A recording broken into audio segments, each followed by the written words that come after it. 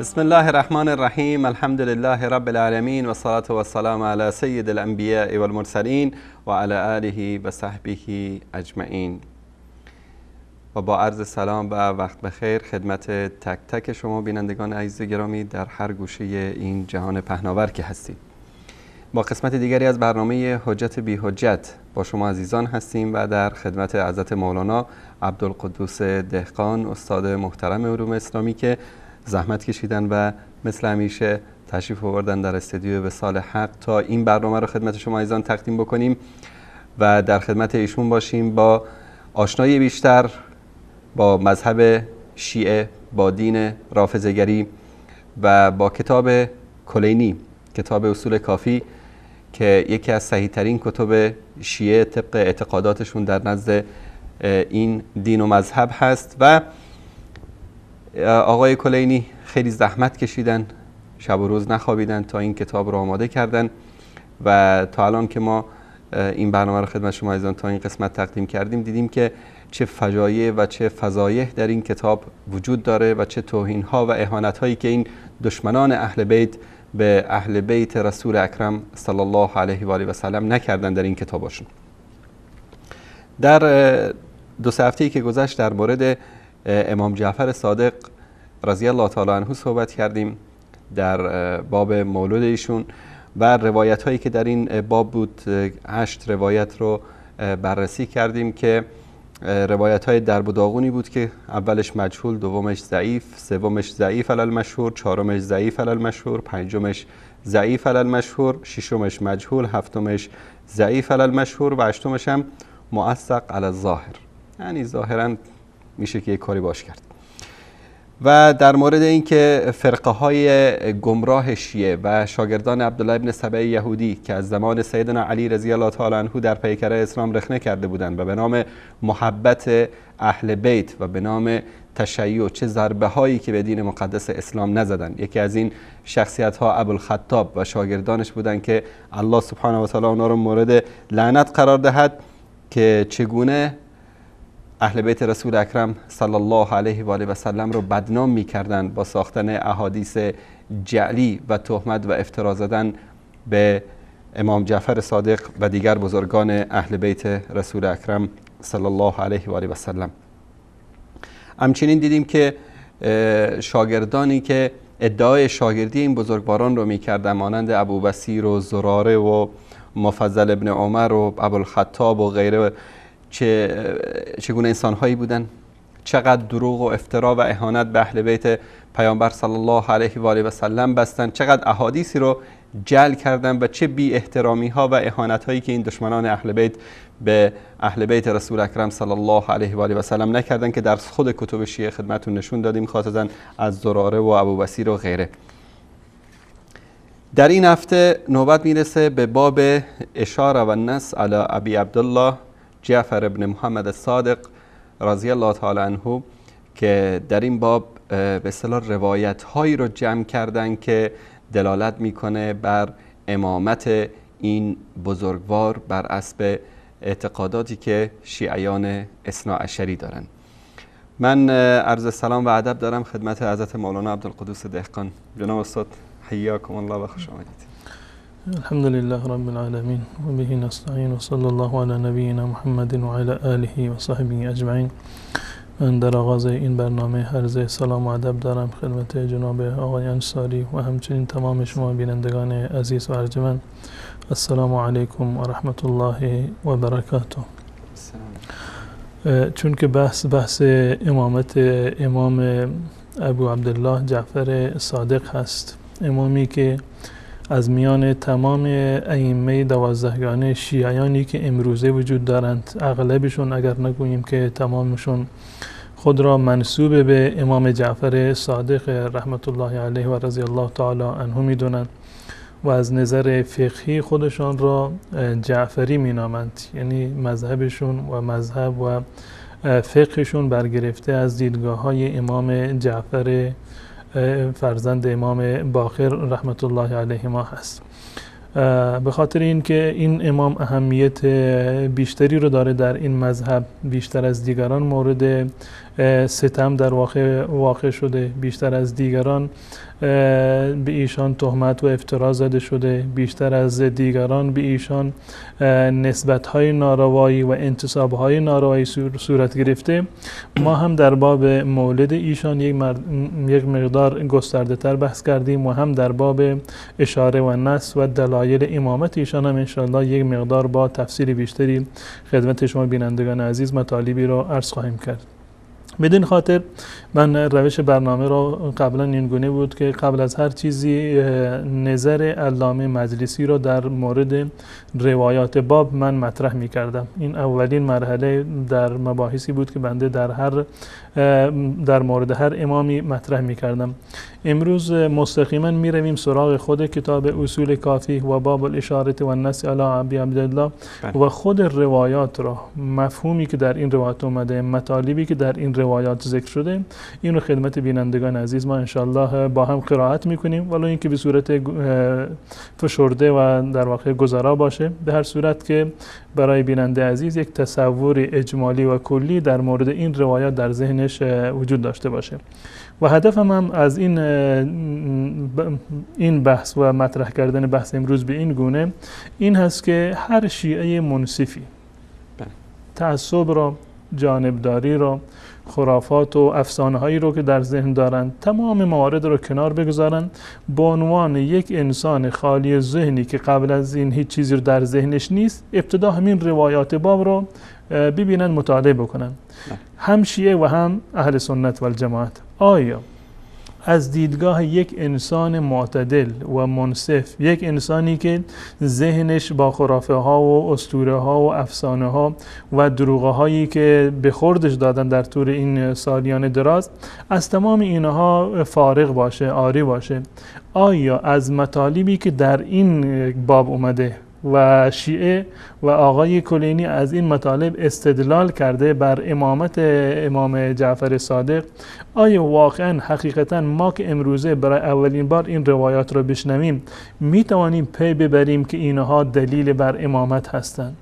از ذهن یک انسان عادی، یک شنونده شیعه و سنی عادی، آیا این مطالبی که در این باب ذکر شده می تواند دلیل بر امامت باشد؟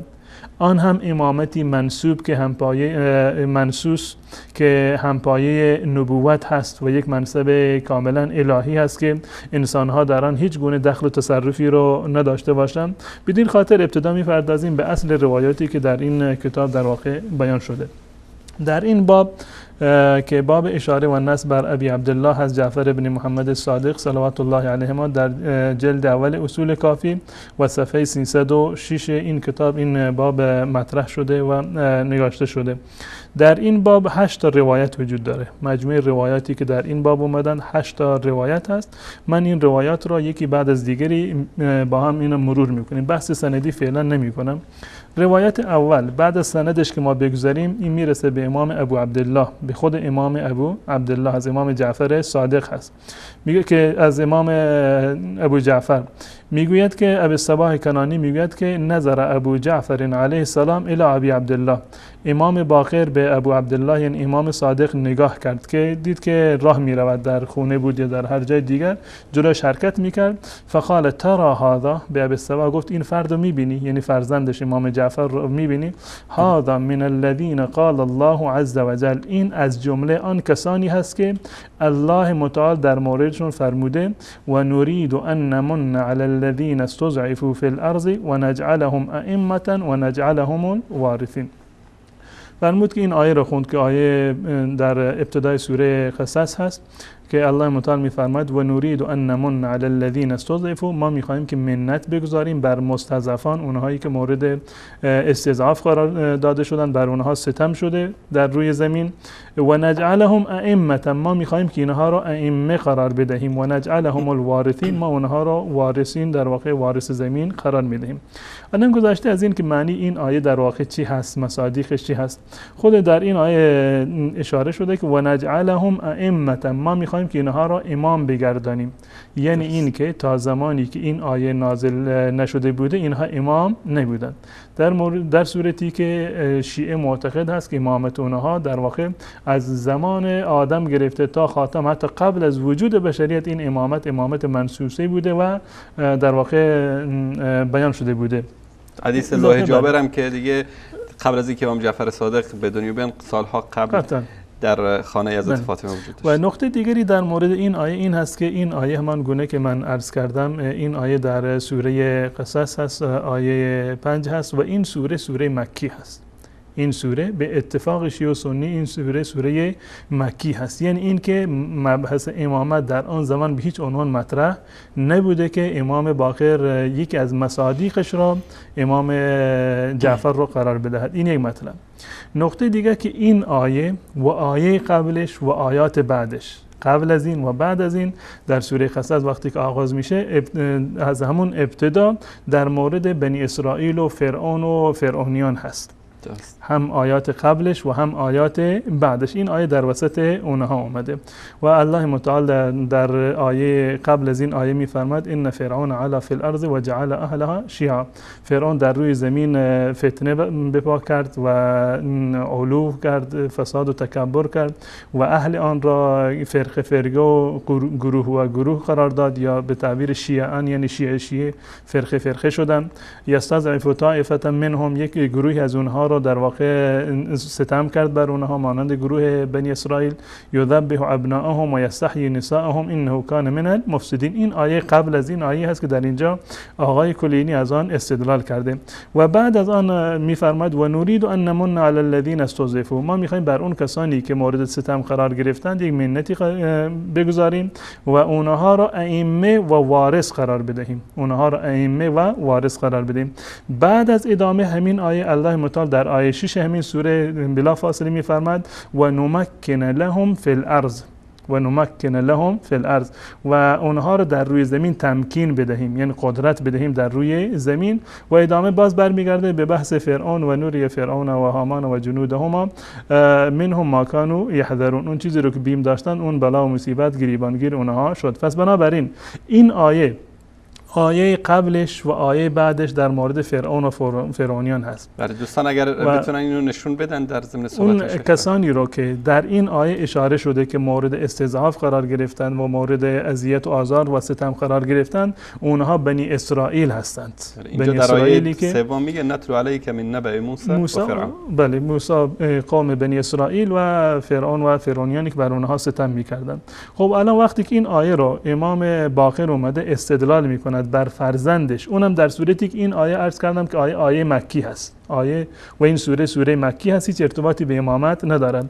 غیر از این وقتی خود همین آیه رو نگاه بکنیم بپذیریم که این آیه در مورد ائمه اثنا عشر و امامان شیعه نازل شده. خب این آیه قبلش آیه بعدش در مورد فرعون و فرعونیان و بحث بنی اسرائیل هست که مورد تعدی از جانب فرعون قرار گرفتن.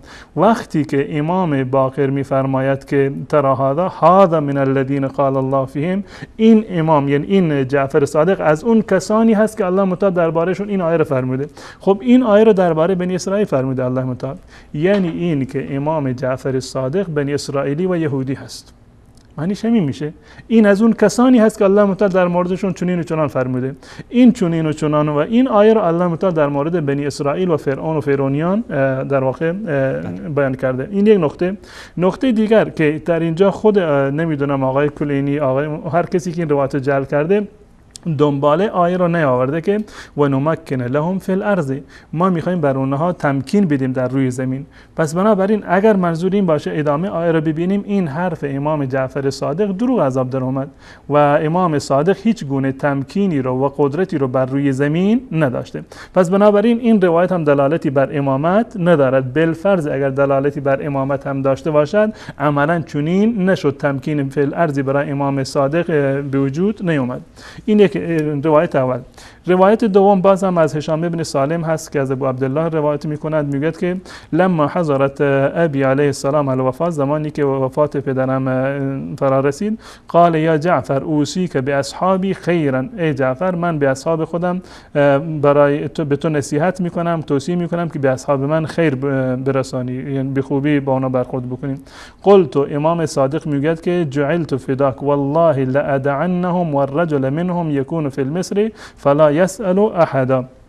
امام جعفر صادق فرمودند در جوابش که به خدا قسم من شیعیان را در حالی رها خواهم کرد بعد از خودم که و رجل منهم یکون فی المصر، که در شهر باشد، در یک جایی که زندگی میکنه در اونجا باشد، فلا یسأل احدا، بعد از این نیازی به کسی نداشته باشد. من شیعیان بگونی بعد از خودم رها خواهم کرد که هیچ شیعی به کسی دیگر نیازی نداشته باشد. آقای مجلسی در کتاب خودش دو گزینه را آورده که منظور چی میتونه باشه از این که نیازمند دیگران نباشند. یکی این که نیازمند از نظر دنیوی نباشند. خب چون این اتفاقی نیفتاد که شیعیان بعد از امام صادق کاملا ثروتمند باشند و نیازی به چیزی نداشته باشند. پس بنابراین مطلب دوم میگه حتما منظورشون که منظور از این حدیث علم هست. یعنی این که چنان اونها را در علم غرق میکنم، چنان روایت رو برای اونها بیان میکنم که بعد از من نیازی به کسی نداشته باشم. خب بالفرض که اینو بپذیریم که مال رو که نمیشه در اینجا مراد گرفت، علم رو که آقای مجلسی ادعا کرده اینم نمیشه مراد گرفت، زیرا که به اتفاق شیعه و سنی بعد از امام جعفر صادق فرقه های خیلی زیادی به وجود آمدن و حتی اصحاب خود امام جعفر صادق اومدند در واقع که پشیمان شدند، یعنی نمیشناختند امام خودشون را که امام بعد از اونها چه کسی هست، امام بعد از امام جعفر صادق. و جالب اینجا است که خود همین هشام ابن سالمی که در اینجا اومده، خود همین هشام ابن سالمی که این روایت رو در اینجا نقل میکنه، همین هشام ابن سالم بعد از وفات ابو عبدالله دچار حیرت شد، به این معنی که امام ابو عبدالله امام جعفر صادق حتی نه این که علوم دیگر رو نتونسته بود به شیعیان خودش نرساند و نیازمند دیگران نباشند، حتی امامت خودش رو هم نتونسته بود ثابت بکنه برای مردم. این روایت رو در اینجا هست، اگر دوستان اینو نمایش بدن.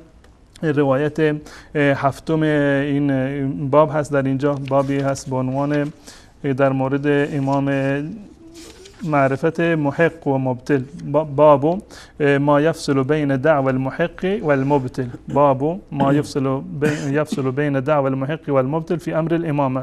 ما از کجا امام حق و امام ناحق را از هم دیگر بشناسیم، کدوم حق کدوم ناحق است. در اینجا روایتی هست، روایت هفتم محمد ابن یحیی از محمد ابن عیسی از ابی یحیی الواسطی ان هشام ابن سالم، همین کسی که این روایت دوم رو در اینجا بررسی آورده. قال كنا بالمدینه بعد وفات ابی عبدالله علیه السلام انا و صاحب الطاق و الناس مجتمعون على عبدالله انه صاحب الامر بعد ابیه. میگه من و صاحب الطاق بعد از مدینه بعد از وفات امام جعفر صادق بیرون اومدیم، فخرجنا، رفتیم که سوال بکنیم از ابی عبدالله که مردم جمع شده بودند، که مردم اتفاق کرده بودند که بعد از امام جعفر عبدالله ابن جعفر امامه، کسی سراغ موسی کاظم در واقع نرفته بود. ما رفتیم از عبدالله ابن جعفر سوال کردیم، دیدیم که نه، در حدی نیست که بتونه امام بشه. میگه که فخرجنا من عنده ضلالا لا ندری الی این نتوجه، ما بعد از ایشون از خونهشون وقتی خارج اومدیم به صورتی خارج اومدیم که ضلال، گمراه بودیم و نمیدونستیم که به کجا پناه ببریم. در واقع امام جعفر صادق نه اینکه بعد از خودشون شیعیان را کاملا بی نیاز نکرد، بلکه حتی امامت خودش رو تثبیت نکرده بود برای مردم، به گونه‌ای که حتی راوی خود همین روایت هشام ابن سالم بعد از امام جعفر صادق دچار حیرت شد، یعنی حتی اصول دین خودش رو نمیدونست که بعد از امام جعفر صادق امام موسی کاظم هست. پس به چه صورت ما میتونیم بگیم ادعا بکنیم که امام جعفر صادق گفته که من بعد از خودم شیعیان را به صورتی خواهم گذاشت که نیازمند کسی دیگر نباشند؟ این روایت لوح جابر کجا بود که اینو ازش اطلاع پیدا نکرده بود؟ این تمام این موارد رو زیر سوال میبره. یعنی این تمام قرائن و شواهدی هست که این روایات جعلی هست و به هیچ عنوان نمیتواند مستند امامت باشه. منتها بحث من الان بحث دلالتش به صورت کلی نیست، فقط میخوام که اشاره داشته باشم به این که این روایات هستند، آیا از این روایت میشود امامت رو ثابت کرد یا خیر. روایت سوم که در این باب اومده از سدیر هست، سدیر سیرفی قال سمعت ابا جعفر، از امام ابو جعفر من شنیدم که میگفتن ان من سعادة الرجل ان يكون له الولد يعرف فيه شبه خلقه و خلقه و شمائله. میگه از سعادت انسان این هست که فرزندی داشته باشد که فرزند شبیه به خود اون امام باشه، شبیه به خود اون فرد باشه، که یعرف فیه، که در اون فرزند شناخته بشود شباهت ظاهری، خلقتی و جسمانی و خلقی و از نظر اخلاقی و شمائلی و از شمایل ظاهری. یعنی انسان فرزندی داشته باشه که شبیه به خودش باشه، این واقعا نشان سعادت است. و اینی لاعرف من ابنی هذا شبه خلقی و خلقی و شمائلی، من میبینم که این فرزند من شبیه منه، هم در خلقت و هم در اخلاق و هم در شمائل. یعنی ابو عبدالله منظورش امام ابو عبدالله. الان یک پدری به فرزندش بگه که این فرزند خیلی شبیه منه، از خود من رفته این فرزند، یعنی این که امام هست. و جالب اینجا هست که آقای مجلسی وقتی که در مرات العقول الان کتاب هست که این حدیث رو آورده میخواد این توضیح بده، یک چیزای دیگری رو اضافه کرده. یعنی این که فرزند من امام ابو عبدالله در تینه، یعنی در گلش از گل من هست، از گل من سرشته شده میگن، و همچنین در استعدادش و در قابلیت کمالاتش و همچنین در فضایل باطنی که دارد، علمی که دارد، حلمی که دارد، در تمام این موارد مثل من هست، پس بنابراین امامه. خب تمام این مواردی هست که در روایت نیومده، آقای مجلسی اینا رو اضافه کرده، در کمالات ظاهری و کمالات باطنی باشه و استعداد باشه و تینه ایشی که باشه، هیچ چیز در اینجا نیومده. در روایت فقط اومده که از نظر جسمانی و از نظر اخلاقی و از نظر شمال شبیه به من هست. این نشان افتخار برای یک پدر که و از علامت سعادت هست که فرزندش از خودش رفته باشه و این هیچ دلالتی بر امامت نداره. الان این میگذاریم به عهده بینندگان عزیز. اگر پدری به فرزندش گفت این از خودم رفته، یعنی این که امام هست، اونم امامتی که یک منصب الهی باشه، منصوص از جانب الله متعال باشه. و روایت سوم هست. روایت چهارم و پنجم و ششم یک روایت هستند. روایت چهارم، پنجم و ششم یک روایت هستند و همه برمیگردند به یک نفر. الان نمیدونم آقای کلینی چرا اینو تکرار کرده و چه مزیتی داشته که این روایت رو در اینجا تکرار بکنه. نه به خاطر صحتش هست و نه به خاطر مطلبی که در اون هست و به هیچ عنوان نمیتونه دلیل بر امامت باشه. تمام این سندهایی که در اینجا ذکر کرده همه برمیگرده به یک شخصی به نام طاهر. روایت چهارم هست از همین طاهر برمیگرده با سندی که در اینجا آورده. من قبل از سندش کار ندارم، بعدا بررسی خواهم کرد. و میگوید که من نزد امام ابو جعفر بودم و فقال ابو جعفر هذا خیر البریه او اخیر، که اشاره کرد به امام ابو عبدالله، گفت این خیر البریه هست، این خیر البریه یعنی بهترین انسان است. روایت پنجم با سندی دیگر که تفاوت دارد باز از همین طاهر همین مطلب رو نقل کرده، هذا خیر البریه. روایت ششم باز هم با سند که برمیگرده به همین فرد طاهر، اینم دوباره همین مطلب رو گفته، هذا خیر البریه. این سه روایت در واقع یک روایت هستم که نمیدونم بنابر چه مصلحتی آقای کلینی رو در واقع در کتاب خودش همون چاره نبوده. این مطلب رو ان شاء الله توضیح خواهم داد که واقعا این همون سیاهی لشکر خواهد بود. این که در اینجا اومده هذا خیر البریه، که فلانی خیر البریه هست، یک فردی رو تعریف بکنن امروزه در جامعه، یا حتی امام گفته باشه که این انسان خیلی خوب است، یه بهترین انسان این هست، آیا این دلیل بر امامت منصوصه می شود؟ هیچ عنوان دلالت بر امامت منصوصه، اونم با اون صفات و با اون ویژگی هایی که امام دارد در واقع نداره. و از این بگذاریم خود این خیر البریه برمیگرده به آیات قرآن که الله متعال انسانها رو به صورت کلی به دو قسم تقسیم کرده، بعضیشون شر البریه هستن، بعضیشون خیر البریه هستن. هر دوتا رو هم الله متعال کاملا مشخص کرده که منظور از شر البریه کی هست و منظور از خیر البریه چه هست. در سوره بینه آیه 6 و 7 الله متعال این مطلب رو به صورت صراحت اومده که ان الذين كفروا من اهل الكتاب والمشركين فی نار جهنم، اونهایی که کفر کردند، اهم از اهل کتاب باشند یا مشرکین باشند، اونها اهل جهنم هستند و خالدین فیها، که برای همیشه در آتش جهنم میمانند. اولئک هم شر البریه، اونها شر البریه هستند، بدترین انسان هستند. کافران اهل کتاب و مشرکان که با کفر از دنیا میروند، اینها همیشه در جهنم میمونند و شر البریه هستند. و در ادامهش میفرماید ان الذين آمنوا وعملوا الصالحات، ان الذين آمنوا وعملوا الصالحات، اما انسان‌هایی که ایمان آوردند و عمل صالح انجام دادند، اولئک هم خیر البریه، اینها بهترین انسان‌ها هستند. این برمیگرده به آیه قرآن. خیر البریه یعنی کسانی که مؤمن هستند و عمل صالح انجام دادند. شر البریه یعنی تمام کافران، اعم از اهل کتاب و مشرکانی که الله متعال می‌فرماید اونها در آتش جهنم هستند. پس بنابراین این مطلب هم دلالتی بر امامت ندارد، وگرنه لازمش این بود که تمام کسانی که ایمان و عمل صالح انجام دادن همون خیر البریه هستند، پس بنابراین باید امام بشن. روایت هفتم در اینجا از هشام بن سالم هست، همون کسی که روایت دوم رو در اینجا نقل کرده بود در همین باب. این از جابر جوفی نقل کرده که و اونم از امام ابو جعفر قال سئل عن القائم، سوال شد که در مورد قائم، که قائم چه کسی هست. فضرب بیده علی ابی عبدالله، دستشو زد بر ابو عبدالله علیه السلام. فقال هذا والله قائم آل محمد، این قائم آل محمد است. الان یک مطلب دیگه است که قائم آل محمد به معنی در واقع لقب امام زمان هست یا لقب امام به تمام ائمه‌شون هست. ظاهرا این گونه هست که امروز حتی میگن که قائم آل محمد یعنی همون و اون همه تهدیداتی و ایداتی که اومده میگه زمانی که قائم آل محمد بیاد چنین و چنان میکنند، که من وارد این مسئله نمیشم. به هر صورت مطلبی است که در اینجا اینو ذکرش کردم. فقال هذا والله قائم آل محمد، انبسه میگه که وقتی که امام ابو جعفر از دنیا رفت، من رفتم نزد امام ابو عبدالله و به ایشان خبر دادم که امام ابی جعفر چنین مطلبی رو در مورد شما گفته بود که شما قائم هستید، آیا امام راست فرمودن در این زمینه؟ قال صدق جابر، بله جابر که این روایت رو از امام باقر نقل کرده راست گفتم. ثم قال، بعد دید که مردم دارن تعجب میکنند، امام جعفر گفت که لعلکم ترون ان لیس کل امام هو القائم، شاید شما فکر میکنید که تمام اماما قائم نیستند. نه، برعکسش از تمام اماما هر امامی بعد از امام دیگر قائم هست. قائم امامی هست که بعد الامام الذي کان قبل، هر امامی که بعداً میاد این در واقع قائم آل محمد است. قائم به چی هست؟ قائم به چی هست؟ اگر قائم به حکومت باشه ما سراغ نداریم از کسی که از ائمه شیعه اومده باشه و احکام شرعی را اون گونه که شیعه تعبیر میکنن اون اجرا کرده باشه.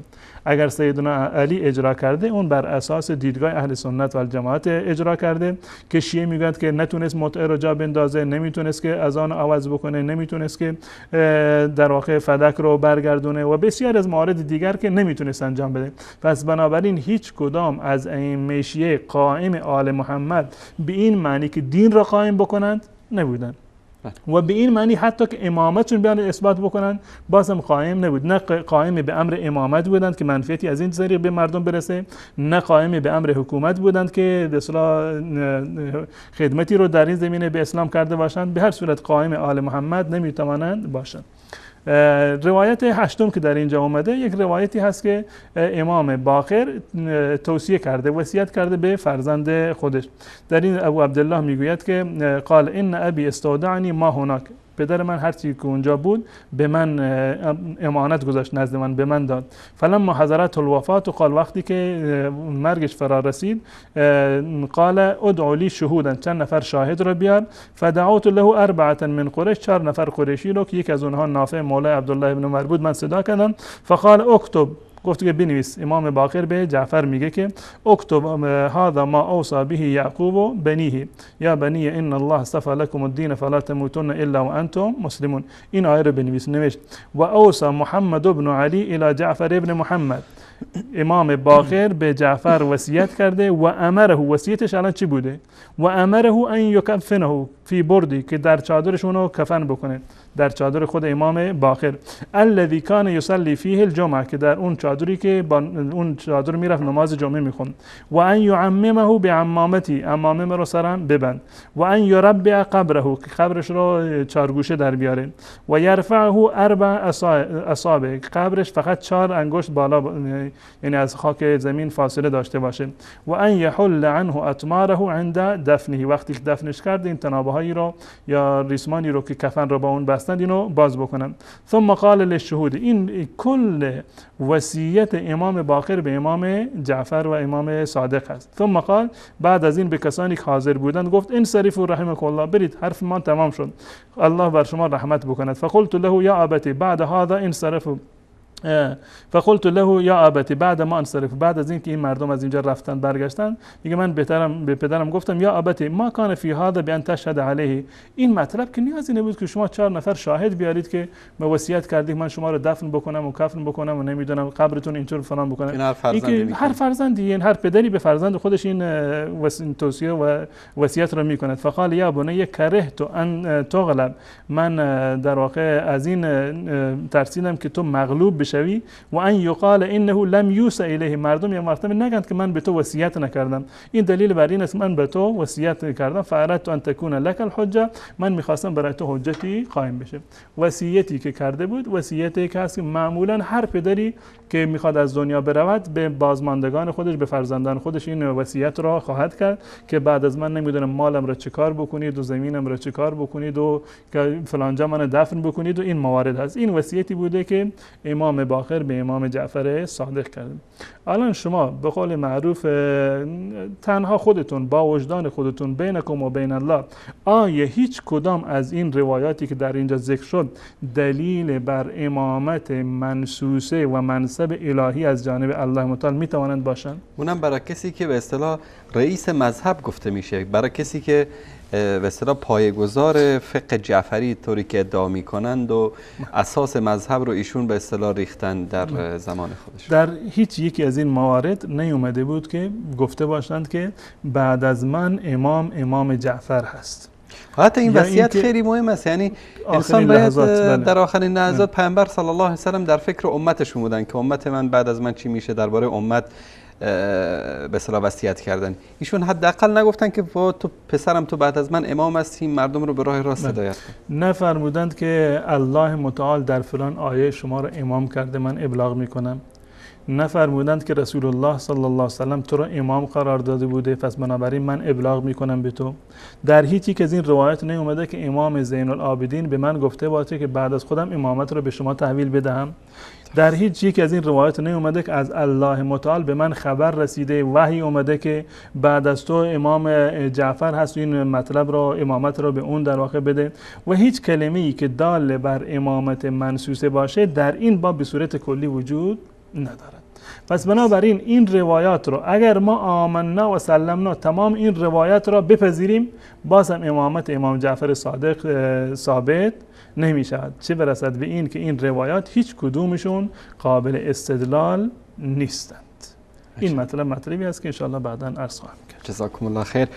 بله بینندگان عزیز گرامی، دیدید که در بابی که در اونجا ما توقع داشتیم که باب اشاره و نص، یعنی بابی که در اونجا بیان امامت امام جعفر صادق رو ثابت بکنن، 8 روایت رو حضرت مولانا خوندن که در این 8 روایت غیر از تناقض ما چیز دیگری ندیدیم و به اصطلاح عنوان باب چیز دیگری است و آنچه در ذیل این باب آوردن ربطی به عنوان این باب نداره و هیچی رو نمیتونه ثابت بکنه. با هم میان برنامه میبینیم و بعد از اون انشاءالله دوباره در خدمت شما بزرگواران خواهیم بود با باب اشاره و نص علی ابی عبدالله جعفر ابن محمد صادق رضی الله تعالی عنه. با ما همراه باشید. أحب الرسول وآل الرسول محبة مستمسك بالهدى لهم في فؤادي هوى من هوى. آیا نور امامت شیعه کامل شده است؟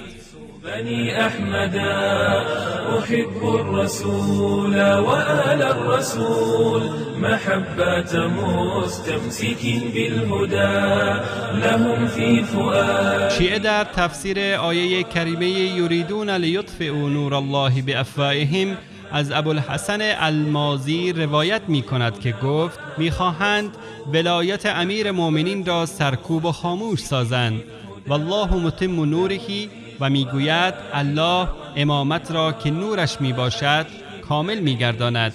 بني أحمد وأرجو بحب و همچنین از ابو جعفر محمد الباقر روایت می کنند که می گوید سوگند به الله که منظور از نور تا روز قیامت ائمه آل محمد می باشند. إلى الله عند النشور غدا. سوال اینجاست که آیا خداوند نور خیش را با نشر و گسترش اسلام کامل گرداند یا با دادن ولایت و خلافت به اهل بیت؟ تنها 2 تن از ائمه زمام خلافت را به دست گرفتند، علی و فرزندش حسن رضی الله تعالی عنهما. پس کامل گرداندن نور به وسیله 10 امام دیگر ناکام مانده است. علي وفاطم والحسن. خلافت و حکمرانی 10 نفر دیگر کجاست؟ در حالی که دین اسلام و نور الهی به نص قرآن کامل گشته است. انتهى في مهمهات الردى. الله متعال در سوره مائده می‌فرماید: اليوم أكملت لكم دينكم وأتممت عليكم نعمتي ورضيت لكم الإسلام دينا. امروز برای شما دینتان را کامل نمودم و نعمتم را بر شما تمام نمودم و اسلام را برای شما به عنوان دین پسندیدم. أساء الغلاة وضل الجفاة فكل عن الحق قد أبعدا. با سلامی دوباره خدمت بینندگان عزیز و گرامی در برنامه حجت بی حجت و باب اشاره و نص علی ابی عبدالله جعفر ابن محمد الصادق رضی الله تعالی عنه هستیم و بررسی روایت های این باب. این بخش از برنامه رو من با سخنان زیبا از امام جعفر صادق که در مصادر اهل سنت روایت شده آغاز می کنم که ایشان می‌فرمایند هیچ توشه‌ای بهتر از تقوا نیست و هیچ چیزی بهتر از خاموشی نیست. هیچ دشمنی مضرتر از جهل نیست و هیچ مرضی خطرناکتر از دروغ نیست. آنچه که امروز متاسفانه علمای شیعه و مراجع شیعه گرفتار این 2 مرض مهلک شدن که امام جعفر صادق از اون برحذر داشته بودن، یکی جهل و دیگری دروغ. دروغ هایی که ما در این شبکه شاید صدها کلیپ از مراجع شیعه رو پخش کردیم، از شیخ مفید زمان رو که چگونه در روز روشن دروغ میبندن به اهل سنت، حتی به امامان خودشون، حتی به کتابهای خودشون و حتی به قرآن کریم و به الله سبحانه و تعالی و به اهل بیت رسول اکرم صلی الله علیه و آله و سلم. حضرت مولانا ما این 8 روایت رو دیدیم که هیچ دلیلی وجود نداشت بر امامت امام جعفر صادق. حالا طبق روال برنامه سری بزنیم به مرآت العقول ببینیم که آقای مجلسی که این همه زحمت کشیدن، تصحیح و تضعیف کردن یا همون روشی که خودشون دارن انترمنتر میکردن موقع تصحیح و تضعیف، چیکار کردن در اینجا؟ من قبل از اینکه من بگم چیکار کرده، حرف خودش از کتاب خودش خدمت بینندگان عزیز نمایش میدیم. در کتاب مرآت العقول که مهمترین و موثقترین و بارزشترین شرح بر کتاب اصول کافی هست و علامه مجلسی نوشته، در باب الاشاره و النص علی ابی عبدالله جلد 3 بحار مرآت العقول و صفحه 325 هست و در همین عین روایات را ذکر کرده و بعد از آن حکم را صادر کرده بر این روایات که چه اندازه اینها ارزش دارن. در اینجا در صفحه 325 وقتی که این باب رو آورده در مورد روایت اول میگه الحدیث الاول ضعیف، روایت اول ضعیف است. روایت اول این باب در واقع ضعیفه. خب این روایت اول هست. روایت دومش که در صفحه 326 هست بازم میگه الحدیث الثانی صحیح، حدیث دوم صحیحه. شما باید مجدگانی بدید. الان دیگه یک روایت صحیح، من میدونستم یک روایت صحیح داره جناب شیخ. این باب یک کیک میوردیم اینجا به افتخار برای برنامه بعد انشالله شیرینیشو بخوریم. البته اگر که صحیح بود اگر صحیح بود. خب در این وسط من ضرر میکنم، من مجبورم که باید به هر صورت بوده صحتش رو ثابت بکنم. خب این روایت دوم گفته صحیح است، اینا رو به خاطر بسپارند بینندگان عزیز. و روایت سوم گفته حسن علی الظاهر، ظاهرا حسن هست. روایت سوم ظاهرا حسن هست. روایت چهارم فرموده که مجهول هست. روایت پنجم بازم در این صفحه 327 هست، اینجا میفرمایند که مجهول، اینم مجهول هست. حدیث ششم ضعیف علی المشهور، بنابر قول مشهور اینم ضعیف هست. روایت هفتم اینجا گفته که صحیح هست. این شیرینی ها داره اضافه میشه، این کیک بزرگی باشه دیگه. این روایت هفتم هم گفته که صحیح هست و روایت هشتم گفته مجهول. روایت هشتم در صفحه 328 اینم گفته که مجهول هست.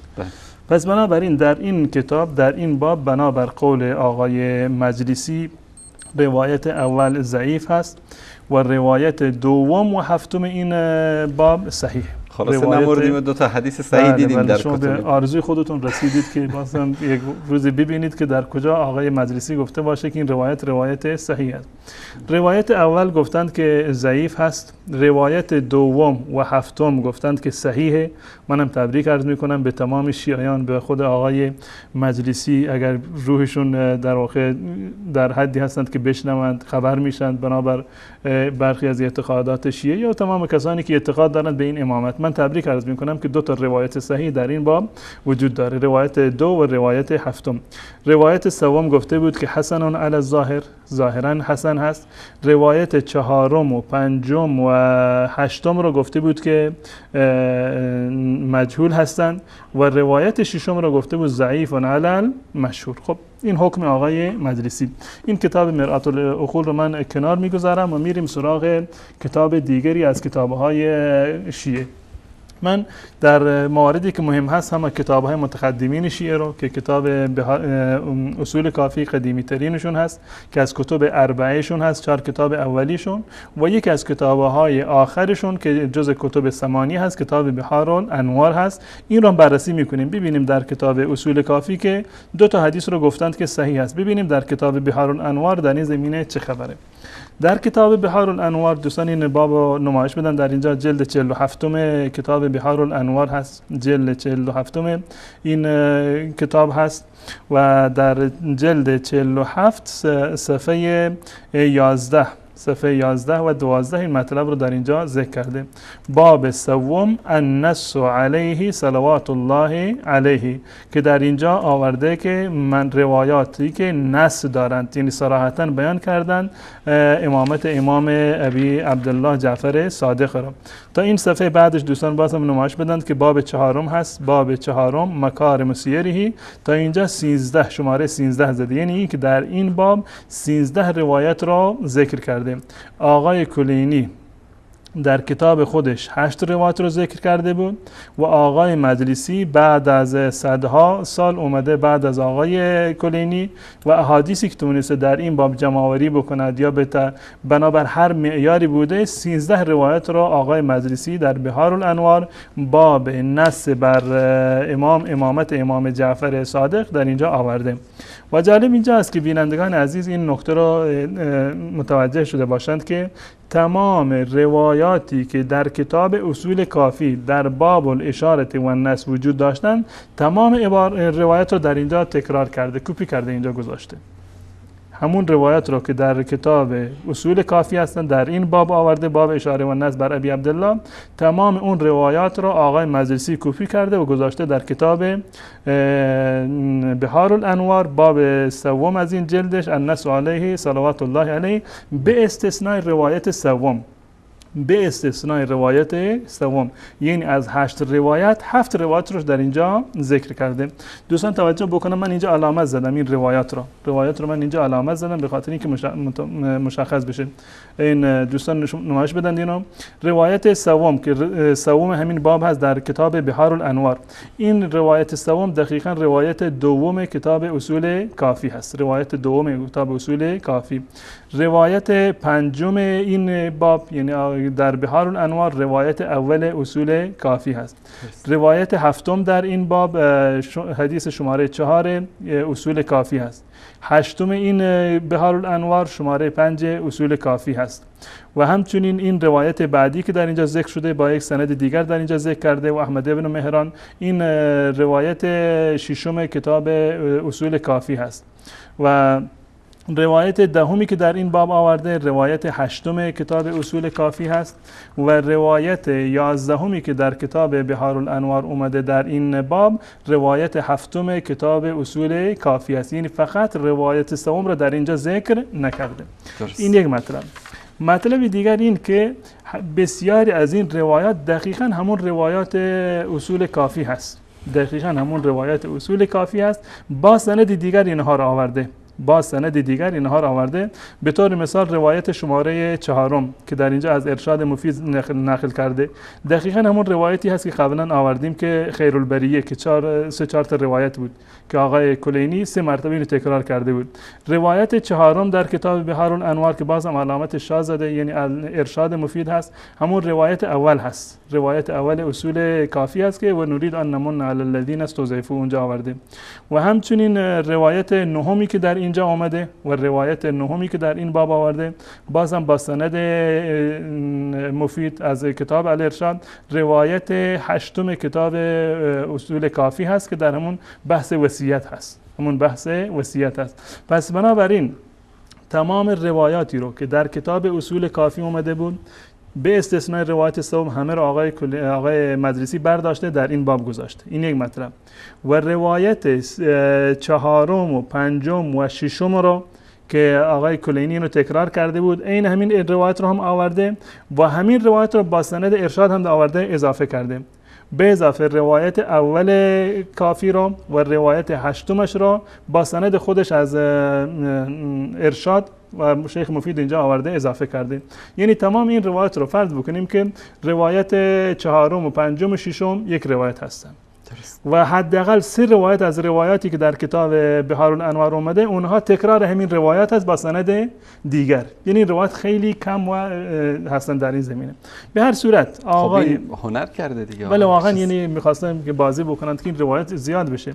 یک روایت رو 3 مرتبه تکرار کرده آقای کلینی و آقای مدرسی هم هنر کرده اون همون روایت رو هم آورده و غیر از اون همون روایت رو با چند سند دیگر اضافه کرده که تعداد شماره های حدیث در واقع بیشتر بشه.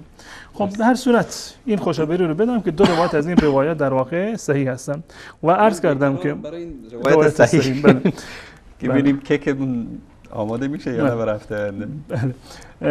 خب این روایت رو عرض کردم دقیقاً همون روایتی که در کتاب اصول کافی هست در اینجا وجود داره. آقای مجلسی گفته بود که روایت 2 و روایت 7 چیکار هستن؟ صحیح هستن. روایت 2 و روایت 7 هم روایت 2 در این کتاب هست و هم روایت 7. روایت 2 و 7 اصول کافی در اینجا هستند.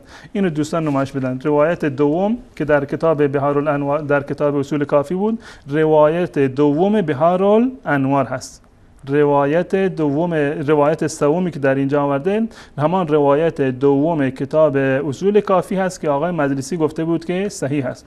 و همچنین روایت 11 این اعداد رو یادداشت بکنن و روایت 11 دقیقاً همون حدیث شماره 7 هست در کتاب اصول کافی. همون 2 روایتی که آقای مجلسی گفته بود این 2 روایت چیکار هستن؟ صحیح هستن. الان میریم به کتاب مشرعه بحار الانوار. این کتاب هم میذارم کنار. میریم روی کتاب مشرعه بحار الانوار که این کتاب رو آقای آیت الله محسنی نوشتن به خاطر اینکه در این بحار الانوار خودش توضیح میده که این پر از میکروب هست و پر از مواد در واقع زیان آور هست. اگر کسی میخواد که بحار الانوار رو مطالعه بکنند باید از این طریق وارد کتاب بحار الانوار بشوند. آقای آیت الله محسنی در کتاب مشرعه بحار الانوار خودش جلد دوم مشرعه بحار الانوار و صفحه 166 جلد دوم صفحه 166 اگر دوستان اینو نمایش بدن جلد دوم این کتاب هست، مشرعه بهار الانوار جلد دوم صفحه 166 و باب سوم، همون بابی که در کتاب بهار الانوار بود، دقیقا همون باب رو در اینجا آورده. النص علیه صلوات الله علیه، نص یعنی تصریح بر امامت امام جعفر صادق. فیه 9 روایات، میگه در این روایت، در این باب چند روایت هست؟ 9 روایت، 9 روایت هست. خب چرا گفته 9 روایت؟ در اون کتابی که ما نشان دادیم 13 روایت بود، شاید به خاطر اینکه چند تاش یعنی یکی بود با سند دیگر آورده بود، والله اعلم. به هر صورت میگه فیه 9 روایات، در این 9 روایت هست، تمام روایاتی در این باب وجود داره. خب از میان این روایات چند تا روایت چون روایت معتبرند، چند روایت معتبرند. میگه والمعتبرة منها ما ذکرت برقم 3، والمعتبرة منها ما ذکرت برقم 3 و روایت معتبر در اینجا یکیشون همون روایت هست که شماره 3 هست، شماره 3 که در این کتاب بهار الانوار اومده بود. عرض کردم دقیقاً همون روایتی هست که شماره 2 بود در کتاب اصول کافی. یعنی در اینجا هم مدرسی گفت این روایت صحیحه و هم آقای محسنی گفت این روایت معتبر هست، روایت دوم. و شماره 7 را گفته که صحیح هست، معتبر هست. شماره 7 در کتاب بهار الانوار، نه در کتاب اصول کافی. در کتاب اصول کافی شماره 7ش که صحیح بود، اون شماره 7 شماره 11 هم بود در اینجا. پس بنابراین از دیدگاه آقای آیت الله محسنی شماره 7، روایت شماره 7 در اصول کافی که شماره 11 هم بهار الانوار باشه صحیح نیست. خب به هر صورت میگوید که 2 روایت در این از میان این 9 روایت یا 13 روایتی که هستند، این 2 روایتشون معتبر هست. والمعتبرة منها ما ذکرت برقم 3 و 7، 2 شماره 3 و شماره 7. منتها میگوید که مطلب بعدیش خیلی جالب هست، میگوید لکن الاول لیس من النص علی الامامه، روایت اول نص بر امامت نیست، دلیلی بر امامت در واقع ندارد.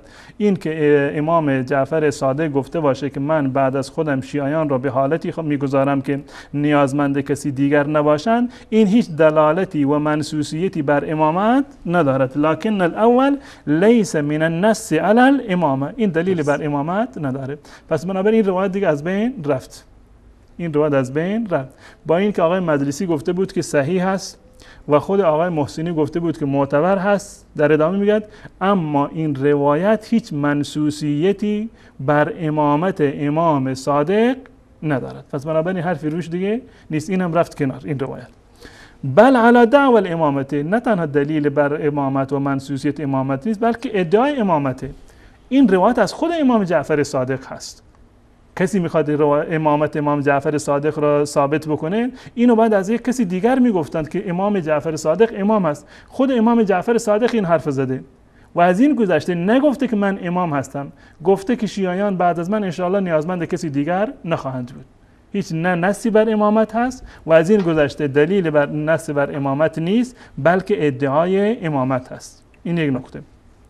فإن هشام بن سالم نقله عن الامام عن الصادق علیه السلام نفسه، زیرا که هشام بن سالم این روایت رو از خود امام جعفر صادق در واقع چکار کرده؟ روایت کرده. بالفرض که نص بر امامت هم باشه، دلیل بر امامت نیست، ادعای امامت کرده، منسوسیت امامت نیست. این روایت اول.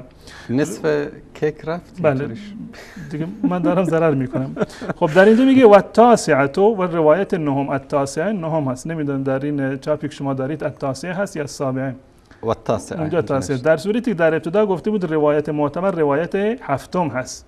روایت هفتم گفته احتمالاً این اشتباه چاپی باشه، همون السابعه باشه. و السابعه غیر واضحه دلالت علی النص علی الامامه، و روایت هفتم هم هیچ دلالتی و وضاحتی بر دلالت بر نص بر امامت ندارد. و لعلها وردت فی وصیه تجهیز، شاید که این وارد شده در وصیت تجهیز، این صورت برای وصیت برای کفن و دفنشان بوده. ولاحظ ما ذکرنا فی باب النص علی الحسن المجتبی، اون مطلبی رو که ما بر نص بر امام در مورد نص بر حسن مجتبی گفتیم، اون مطلب رو برید از اینجا مراجعه بکنید به اون کتاب.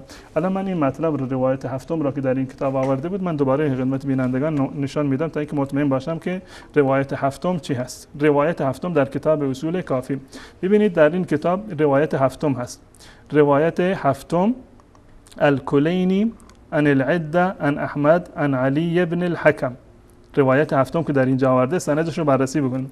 یعنی این از کلینی نقل شده، کلینی از عدتون یعنی با این لفظ آورده عن عدتون عن احمد عن علی بن الحکم مثله.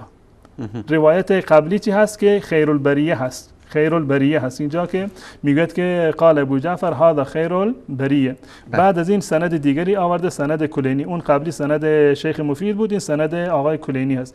کلینی عن العده عن احمد عن علی بن الحکم مثله.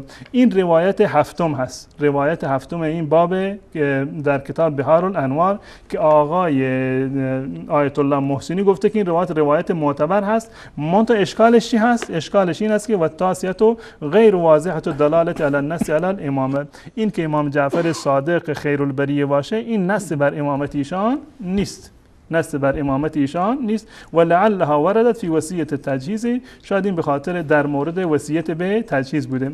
الان جالب است که همین روایت هفتمی که در اینجا آورده این در کجا هست؟ این روایت چهارم کتاب اصول کافی است، روایت چهارم کتاب اصول کافی.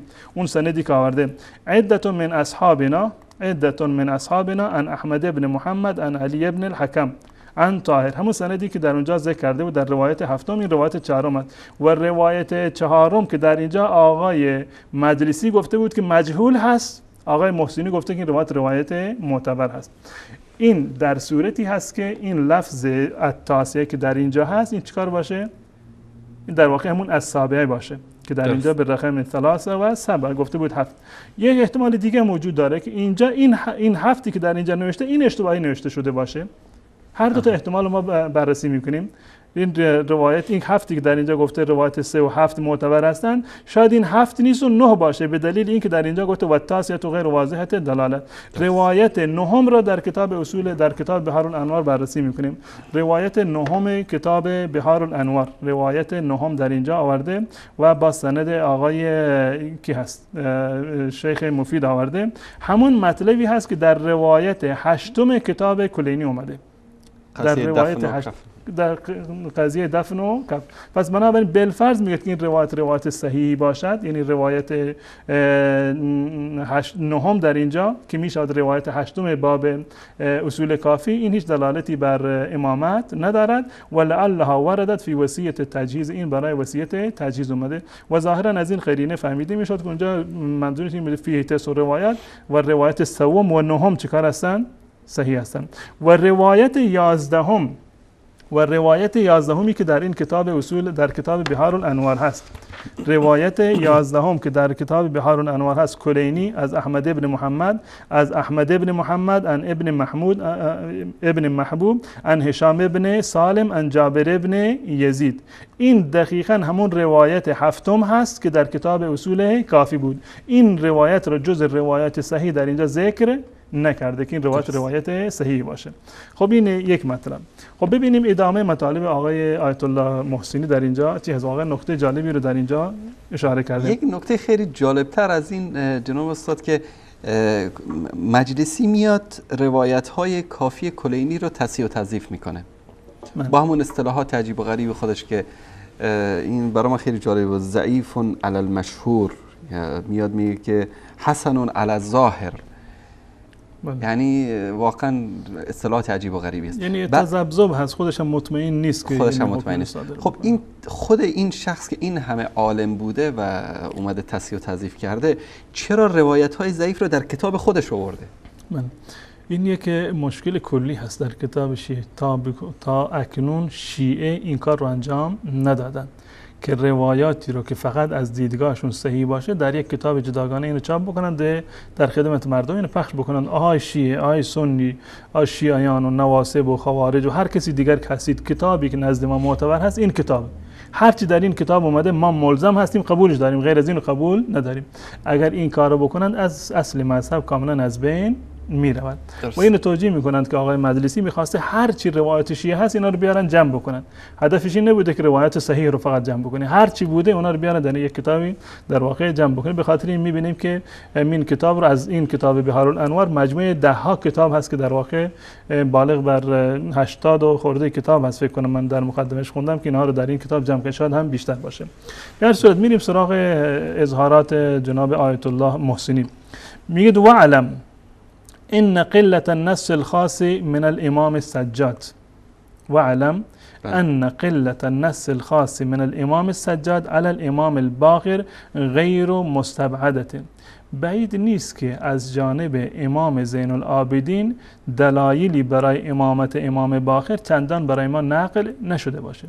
اگر روایت نباشه جای تعجبی هم نیست. اگر روایات صحیحی یا اصلا به صورت کلی روایتی منصوص از جانب امام زین العابدین بر امام باقر نباشه ما چندان تعجب نمی کنیم. لقلت شیعتی، به خاطر اینکه در اون زمان شیعه کم بودند، عددی نبودند، تعدادشون خیلی کم بوده. و شدت التقیه فی زمانه، و به خاطر شدت تقیه در زمان امام باقر، در صورتی که این با واقعیت بازم در واقع متضاده. در روایت خود اصول کافی در واقع آمده بود که امام باقر رحمت الله علیه اصلا مجاز به در واقع تقیه نبودن، بر اساس اون نامه الهی که از جانب الله متعال مکتوب شده بود و مهر زده شده بود و هر امامی بازش میکرد. در مورد امام باقر اومده بود که نترس و علم در واقع آبای خودت را نشر بکن، ما تو را حفاظت کردیم. این با این ادعایی که آقای محسنی کرده اون روایت در واقع سازگار نیست. به هر صورت ادعایی هست که کرده، گفته اگر از جانب امام زین العابدین دلایلی برای امامت امام باقر نمی بود ما تعجب نمی کردیم به دو دلیل. اول این که شیعه ها کم بودند، دوما این که در واقع تقیه شدید وجود داشته، نمیتونستند که امامت خودشون رو اظهار بکنن. و اما قلت النص علی الصادق، اما این که دلیل وجود نداره بر امام صادق، یا به تعبیر دقیق تر و قلت نصوص، کم بودن و نادر بودن نص بر امام صادق از جانب امام باقر فهی عجیبتون، خیلی عجیب هست. حتی ببخشید اون درباره مورد اولی من اشاره کردم به امام باقر، از خود امام زین العابدین منظورش بود، نه در مورد خود امام باقر. در مورد امام باقر در زمان امام باقر دلیلی برای تقیه کردن وجود نداشت و خود در روایت هم اومده که امام باقر تقیه نکرده. پس بنابراین روایاتی که شیعه دارند و با اونها رو با مهر تقیه میزنند که امام باقر تقیه کرده، این روایت صحیح نیست، نمیتونه اونها رو در واقع تقیه باشه. میگه اما قلت النص علی الصادق، اما این که روایات منصوص بر امام صادق کم باشند فهی عجیبتون، خیلی عجیب هست که امام باقر در مورد امام صادق نصی رو نداشته باشه و خیلی کم هستند و خیلی کم هستند. حتی در اینجا از تعداد این روایت اومده بود فقط 2 روایت را ذکر کرده بود که اینا معتبر هستند و هیچ کدوم از این 2 روایت نص بر امامت امام باقر نبودند. این که امامت امام باقر منصوص نباشه از جانب امام قبلیش این خیلی عجیب هست. والاحتمال الازهر، اینجا دیگه خودشون سرشون زیر برف میبرن دیگه. والاحتمال الازهر عدم وصول الروایات المشتمله علیه الینا، روایات که خیلی بودند منتها به ما نرسیده. با همین یک حرف شیعیان رو در واقع دهانشون رو میبندن. چرا دلیل بر امامت امام صادق وجود نداره؟ وجود داشته، روایت خیلی زیادی بوده منتها امروز به ما نرسیده. عجب. بله. عجبترش بیشتر از این، عجبش قبل از اینه که در اینجا گفته بود که دوستان نمایش بدن اینو، میگه ولاحظ ما ذکرنا فی باب النص علی الحسن المجتبی، میگه برو نگاه کن در باب النص بر حسن مجتبی ما چی گفتیم. در اونجا یک چیزی مثل که یک چیز خوبی گفته. الان ببینیم نگاه بکنیم در اونجا چی گفته. برمیگردیم به همین کتاب مشرع بهارالانوار جلد دوم صفحه 142، جلد دوم صفحه 142، ابواب ما یختص بالامام الزکی، ابواب ما یختص بالامام الزکی که امام حسن مجتبی هست. باب 14 النص علیه صلوات الله علیه، دلایلی که وجود دارند، نصوصی که وجود دارند بر امامت امام حسن مجتبی رضی الله تعالی عنهم. فیه 4 روایات، آقای مجلسی در کتاب بهارالانوار 4 روایت رو فقط آورده در اینجا ذکر کرده. اولها معتبرة سندن، فقط روایت اولش از نظر سندی معتبر هست. در اثبات امامت یا نص بر امامت امام مجتبی 4 روایت وجود داره که فقط روایت اولشون از نظر سند معتبر هست. فاذا كانت صحة الامامة بالنص عند الشیعة الامامیه، پس وقتی که صحت امامت مربوط به نص باشه، منوط و وابسته به نص باشه نزد شیعه امامیه، یعنی در صورتی که شیعیان امامی معتقد بر این هستند که صحت امامت ائمه، ثبوت امامت ائمه وابسته به نص هست که در این زمینه باید نصوصی وجود داشته باشه، فمثل هذا النص الظنی لا یکفی لاثبات امامت امام، مثل این نص ظنی که ظنی و دلاله و ظنی و ثبوت هست، میگه برای این نمیشود امامت امامی رو ثابت کرد. توجه شده چی فرمودن ایشون؟ میگه در مورد امام وهابی نیست جناب استاد؟ نمیدونم، شاید هم ایشون رو بیرون بکنن، یا داعشی باشه یا وهابی، شاید ناصبی، تعبیر بهتر ناصبی بگیم که میگه که در مورد امام حسن مجتبی 4 تا روایت وجود داره. از 4 تا روایتشون فقط روایت اول چیکار هست؟ معتبر هست. میگه شیعه‌ای که معتقد هست که امامت باید با نص ثابت بشه، با این یک نص که امامت هیچ امامی ثابت نمیشه، امامت هیچ امامی رو نمیتوانیم با یک نص و با یک روایت ما چیکار بکنیم؟ ثابت بکنیم. ادامهش جالب تر است. فمثل هذا النص الظنی لا یکفی لاثبات امامت امام فانها لابد و ان یقطع بها، این امامت باید با دلایل قطعی ثابت بشه، انسان باید مطمئن بشه 100%. و اشکل من هذا، بدتر از این، مشکل تر از این و چالش بزرگتر از این چی هست؟ و اشکل من هذا ان عدم کفایت النص الخاص لا یخص الحسن الزکیه، این که که دلیل منصوص برای امام وجود ندارد، این مخصوص امام حسن زکی، امام حسن مجتبی نیست. این فقط امام حسن مجتبی نیست که دلیلی بر امامتش وجود ندارد، بل یعم جمیع الائمه سوى امیر المؤمنین والقائم، بلکه همه ائمه ما اینطوری هستند به استثنای امام علی و امام زمانشون. میگه در مورد هیچ یکی از ائمه شیعه اثناعشری به استثنای اولی امیرالمؤمنین و آخریشون که امام زمان هست باقی مانده، در مورد هیچ کدام از اینها نص صریح و خاصی که دلالت بر امامت این بزرگواران میکنه ما وجود در واقع نداره. شما گلایه میکنید که در مورد امام حسن مجتبی وجود نداره، در مورد هیچ کسی وجود نداره، از حسن مجتبی گرفته تا حسن عسکری، اینها دلیل صریحی و صحیحی که امامت این بزرگواران را به صورت انفرادی ثابت بکنه، در مورد هیچ یک از اینها دلیل صحیح و صریح ما نداریم. این حرف من نیست، حرف آیت الله محسنی هست. به استثناء بل یعم جمیع الائمه، بلکه این شامل تمام ائمه می شود به استثناء امیرالمؤمنین و امام زمان سلام الله علیهما.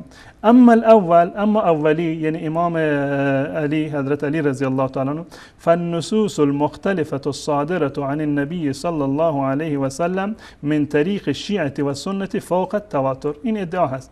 میگه روایاتی که دلالت بر امامت سیدنا علی میکنن از روایات از طریق شیعه و سنی بالاتر از حد تواتر هست، بالاتر از حد تواتر هست. ما نمیخوایم تواتر، فقط یک روایت صحیح و صریح در مورد اثبات امامت علی بیارن، فقط یک روایت. معروف ترین روایتی که از اون استدلال میکنن حدیث موالات هست، حدیث غدیر خم هست که هیچ دلالتی بر امامت ندارد از یک طرف و هیچ سند صحیح نزد شیعه هم ندارد. به هر صورت این ادعاش سر جای خودش محفوظ. و اعتراف بعدی میگه والعمدة فی المقام طریق اهل سنه، آفرین بر این شهامتش که اعتراف کرده که عمده در این مقام یعنی برای اثبات امامت امام علی رضی الله تعالی طریق اهل سنت هستند، روایات اهل سنت. ما با روایات اهل سنت میتونیم امامت علی رو ثابت بکنیم، نه با روایات شیعه. بل لا حجیت فی المنقولة عن طریق ائمه الشیعه، بلکه روایاتی که از طریق شیعه نقل شده هیچ گونه حجیتی رو ندارند. این دیگه عجیب‌تر هست. روایات نقل شده از طریق شیعه هیچ گونه حجیتی رو برای اثبات امامت ندارند. بل لا حجیت فی المنقولة عن طریق ائمه الشیعه بعد توقف اثبات امامتهم علی امامته. میگه امامت اینها، اول ببین چی میگه، میگه که امامت علی رو ما میتونیم از روایات اهل سنت ثابت بکنیم. روایات علی میشه از امامت علی رو از روایات اهل سنت میشه ثابت کرد. بعد از این میگه که روایات ائمه شیعه تمام ائمهشون اصلا فاقد اعتبار، حجیت ندارند برای اثبات امامت. برای اثبات کی؟ امامت سیدنا علی، که ما بخوایم امامت علی را با روایت شیعه ثابت بکنیم، حتما باید با روایت اهل سنت ثابت بکنیم، زیرا که روایات شیعه به صورت کلی تمام ائمه 11گانهشون بعد از علی که در مورد اثبات امامت علی اومده، اینا فاقد چی هست؟ اعتبار، فاقد حجیت است. به چه دلیل؟ زیرا که اثبات امامت ائمه 11گانه این خودش وابسته به اثبات امامت علی هست. زمانی که نمیتونند امامت خود علی رو از کلام خودشون ثابت بکنند، چطور میتونند امامت ائمه بعدی ثابت بشه؟ یعنی دلیل برای یک نفر، ادعا برای 11 نفر. نه، بحث اینه که خود این امام در چه صورتی ما میتونیم که امامتشو قبول بکنیم؟ در صورتی که حرفش برای ما حجت باشه، در صورتی حجت هست که امامتش ثابت باشه. درست. امامت چطوری ثابت میشه؟ که امام اول علی هست، دوم حسن هست و حسین هست و زین العابدین و الی آخر، این گونه هستن. اولی رو بگیریم، حضرت علی رضی الله تعالی عنه رو. حضرت علی رو امامتش رو ما بعد از کجا ثابت بکنیم؟ از روایات اهل سنت و جماعت. روایات شیعه، ائمه شیعه در این زمینه اعتبار نداره. چرا اعتبار نداره؟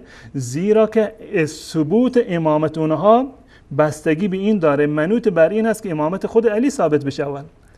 اول باید امامت خود علی ثابت بشه، بعد از علی امامت حسن ثابت بشه. وقتی که امامت علی ثابت شد، بعد از آن حسن، بعد از حسین، حرف حسن و حسین حجت میشه برای اثبات امامت علی. وقتی که ریشه نداره، اصلا بنیادی وجود نداره، چطور ما میتونیم روایت بقیه ائمه رو قبول بکنیم در این زمینه؟ پس بنابراین با روایات شیعه به هیچ عنوان نمیشود که امامت سیدنا علی رضی الله تعالی عنه را ثابت کرد.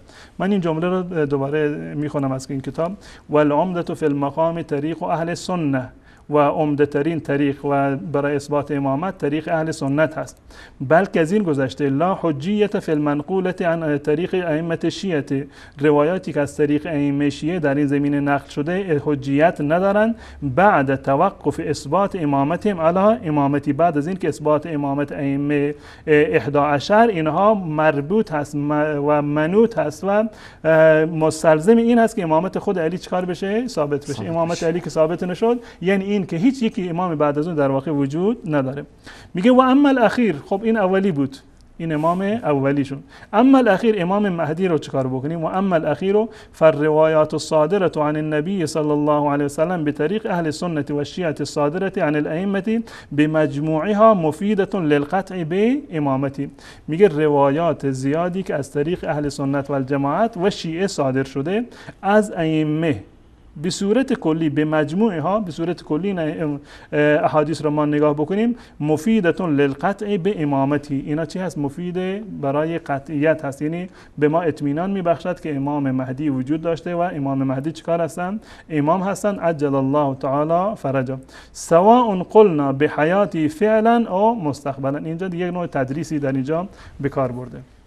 اولا روایات اهل سنت و الجماعت که در مورد مهدی وجود داره، هیچ روایتی وجود نداره از رسول الله صلی الله علیه وسلم در کتابای اهل سنت و الجماعت که ایشون فرموده بودن، رسول الله صلی الله علیه وسلم فرموده باشند که امامی که امام مهدی هست محمد فرزند حسن عسکری هست. اهل سنت چنین روایتی رو ندارند که شما بخواید از اهل سنت استدلال بکنید برای اثبات امام زمان خودتون. پس بنابراین در این زمینه اصلا اهل سنت نه اعتقادی دارند نه روایتی دارند که مهدی محمد ابن حسن عسکری باشه. گفتن در آخر الزمان یک فردی میاد، اینو در این گونه هیچ حرفی وجود نداره. اما امام زمان شیعه با امام زمان اهل سنت هیچ گونه تفاوتی رو ندارن. حتی نامشون که نام با نام پدر که یک امام اهل سنت و الجماعت مهدی اهل سنت محمد ابن عبدالله هست، نه در نام و نام پدر با هم دیگر شباهت هستند و نه در واقع کارهایی رو که انجام میدن و نه در این منصبی که شیعه معتقد هست. این امامتی که ما برای مهدی قائل هستیم غیر از اون امامتی هست که شیعه برای امام زمان خودشون قائل هستن. میگه به هر صورت چی بگیم که فعلا زنده هست یا زنده نیست، روایت وجود داره. خب اگر وقتی که معتقد باشید که روایت اهل سنت و الجماعت این است که فعلا زنده نیست، به دنیا نیومده، یعنی این که روایات اهل سنت اصلا ارتباطی به مهدی شما نداره. درست. چطور میگه چه زنده باشه چه مرده باشه؟ خب اگر زنده نباشه روایت اهل سنت به هیچ عنوان در واقع به درد شما نمیخورد و نمیتوانید از اونها استدلال بکنید. میگه فالمسئله در نتیجه فالمسألة فی اثبات امامت الحسن الزکی الی الحسن العسکری، این واقعا یک چالش بسیار بزرگی هست برای شیعه. میگه فالمسألة فی اثبات امامت الحسن الزکی، میگه مسئله ای که ما در اینجا داریم اثبات امامت حسن زکی هست، حسن مجتبی تا امامت حسن عسکری هست. مشکلی که ما داریم برای اثبات امامت حسن مجتبی تا حسن عسکری هست. جالب اینجا از یک نقطه در اینجا به خاطر امامت که وقتی که در مورد روایات شیعه صحبت میکرد که از روایات شیعه نمیشود امامت علی رو ثابت کرد، از روایات شیعه نمیشود امامت علی رو ثابت کرد. به چه خاطر؟ به خاطر این که امامت ائمه شیعه خودش باید مستلزم این است که امامت علی ثابت بشه. وقتی که امامت علی ثابت نشد پس بنابراین امامت بقیه هم ثابت نیست و حرفشون معتبر نیست. خب همین حرف رو در مورد مهدی بزنید. در صورتی که امامت هیچ یک از این ائمه ثابت نیست چطوری میتونه در مورد مهدی صحبت بکنن؟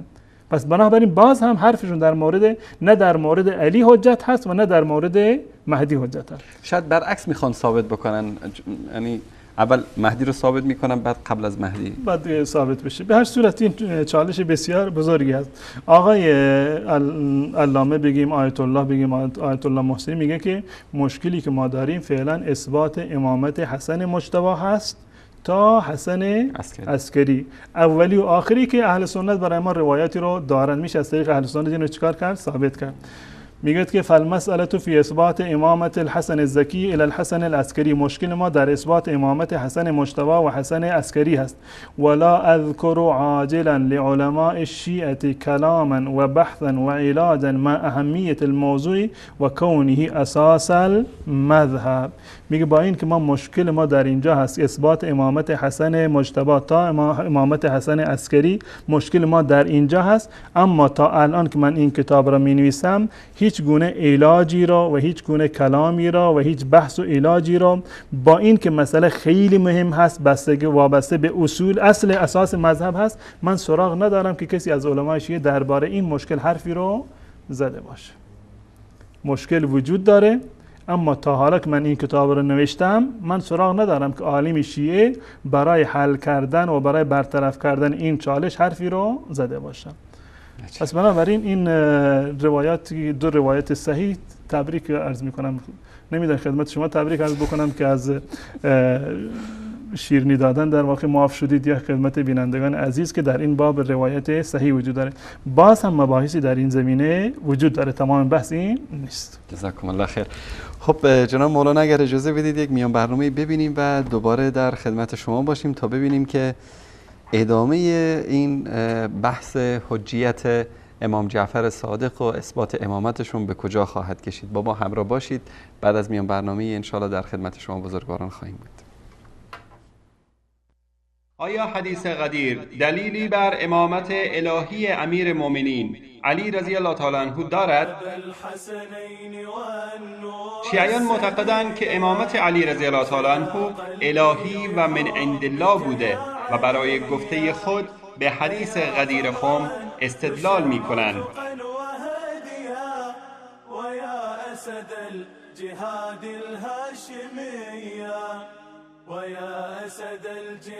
ما از ایشان میپرسیم اولا اگر حدیث غدیر نص و دلیلی بر امامت علی رضی الله تعالی عنه می بود، پس چرا هیچ یک از کسانی که در آن اجتماع بوده و خطبه رسول الله صلی الله علیه و آله و سلم را شنیدند از آن چنین برداشتی نداشتند؟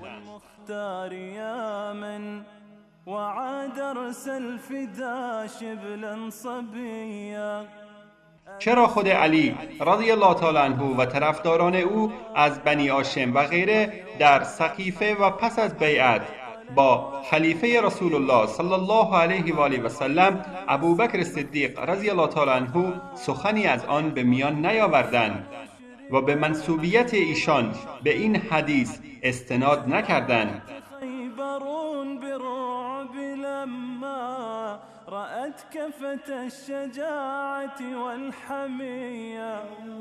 و چرا پس از آن هم در تمام دوران خلافت خلفای راشدین علی رضی الله تعالی عنه و بنی هاشم و اهل بیت در موضوع امامت بدان استناد نکردند؟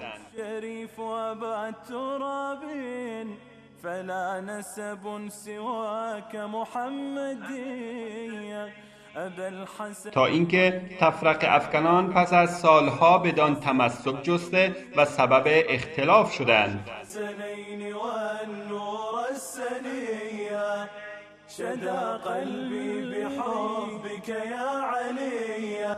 دوما به ادعای برخی از علمای شیعه 12 تن از اصحاب رسول الله صلی الله علیه و آله و سلم به طرفداری از علی رضی الله تعالی عنه بر علی ابوبکر رضی الله تعالی عنه برخاستند.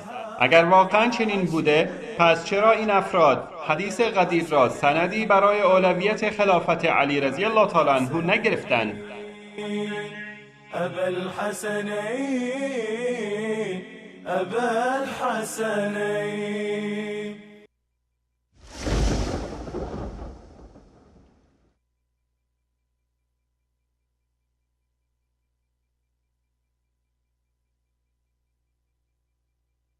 أحب الرسول وآل الرسول محبة مستمسك بالهدى لهم في فؤادي هوى من هوى أبيهم أليسوا بني أحمدا.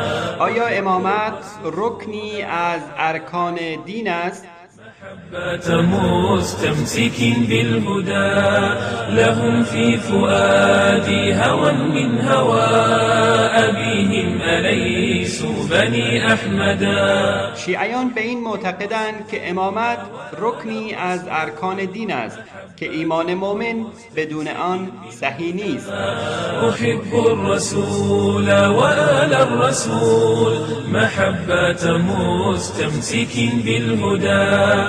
ما از ایشان میپرسیم: اول، امامت را در کجای قرآن میابیم؟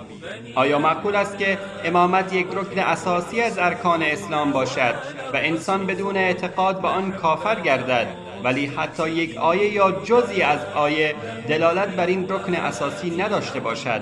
آیا این امر قابل قبول است؟ لهم في فؤادي هوى من هوى أبيهم أليسوا بني أحمدا. دوم، در قرآن کریم که برنامه دین و دنیای ما مسلمانان هست، از تمامی امور کوچک و بزرگ زندگی، هم از آداب خوابیدن و سخن گفتن و راه رفتن تا امور کشورداری و سیاست و اقتصاد، بی پرده و به طور صریح سخن به میان آورده است. أحب الرسول وآل الرسول. و گذشته از آن در مورد بسیاری از حیوانات مانند فیل و گاو و مورچه و زنبور عسل و مگس و غیره نیز آیه ها و حتی سوره های نازل گردیده است. وأرجو بحبي لهم زلفة إلى الله عند النشور غدا. آیا قابل قبول است که در مورد این اصل مهم و اساسی دین بنابر عقیده شیعه که امامت می باشد سخنی صریح و شفاف به میان نیاورده باشد و باعث گمراهی و جهنمی شدن میلیون ها مسلمان گردد؟ علی و فاطمه والحسنان ومن مثلهم في الورى سؤددا هم القوم مثل نجوم الدجى لمن تاه في مهمهات الردى. مگر این نیست که علمای بزرگ و استوانه های علمی شیعه ایمان نیاوردن به ائمه را کفر صریح و مستوجب جاودانگی در آتش دوزخ می‌دانند؟ علی و فاطمه والحسنان ومن مثلهم في الورى سؤددا. پس چرا قرآن کریم که بنا به فرموده الله متعال تبیان لکل شیء، یعنی بیانگر تمامی امور می باشد، از آن سخنی به میان نیاورده است؟ برئت الی الله من کل من اساء لهم فافترى واعتدى. برئت الی الله من کل من. چهارم، بدون تردید صحابه چیزی درباره ولایت علی رضی الله تعالی عنه و فرزندانش نشنیدند، چون از پیامبر صلی الله علیه و آله و سلم نقل نشده که در این مورد با آنان صحبت کرده باشند. پس آیا اسلام آنها ناقص بوده است؟ أساء لهم فافترى واعتدى فساء الغلاة وضل الجفاة فكل عن الحق قد أبعدا. اگر جواب مثبت است، پس چرا پیامبر صلی الله علیه و آله و سلم این مسئله را برای آنان توضیح ندادند؟ و اگر گفته شود دین آنها ناقص نیست، آیا باز هم می شود گفت که امامت رکنی از ارکان دین است؟ أساء الغلاة وضل الجفاة فكل عن الحق قد أبعدا فكل عن الحق قد أبعدا.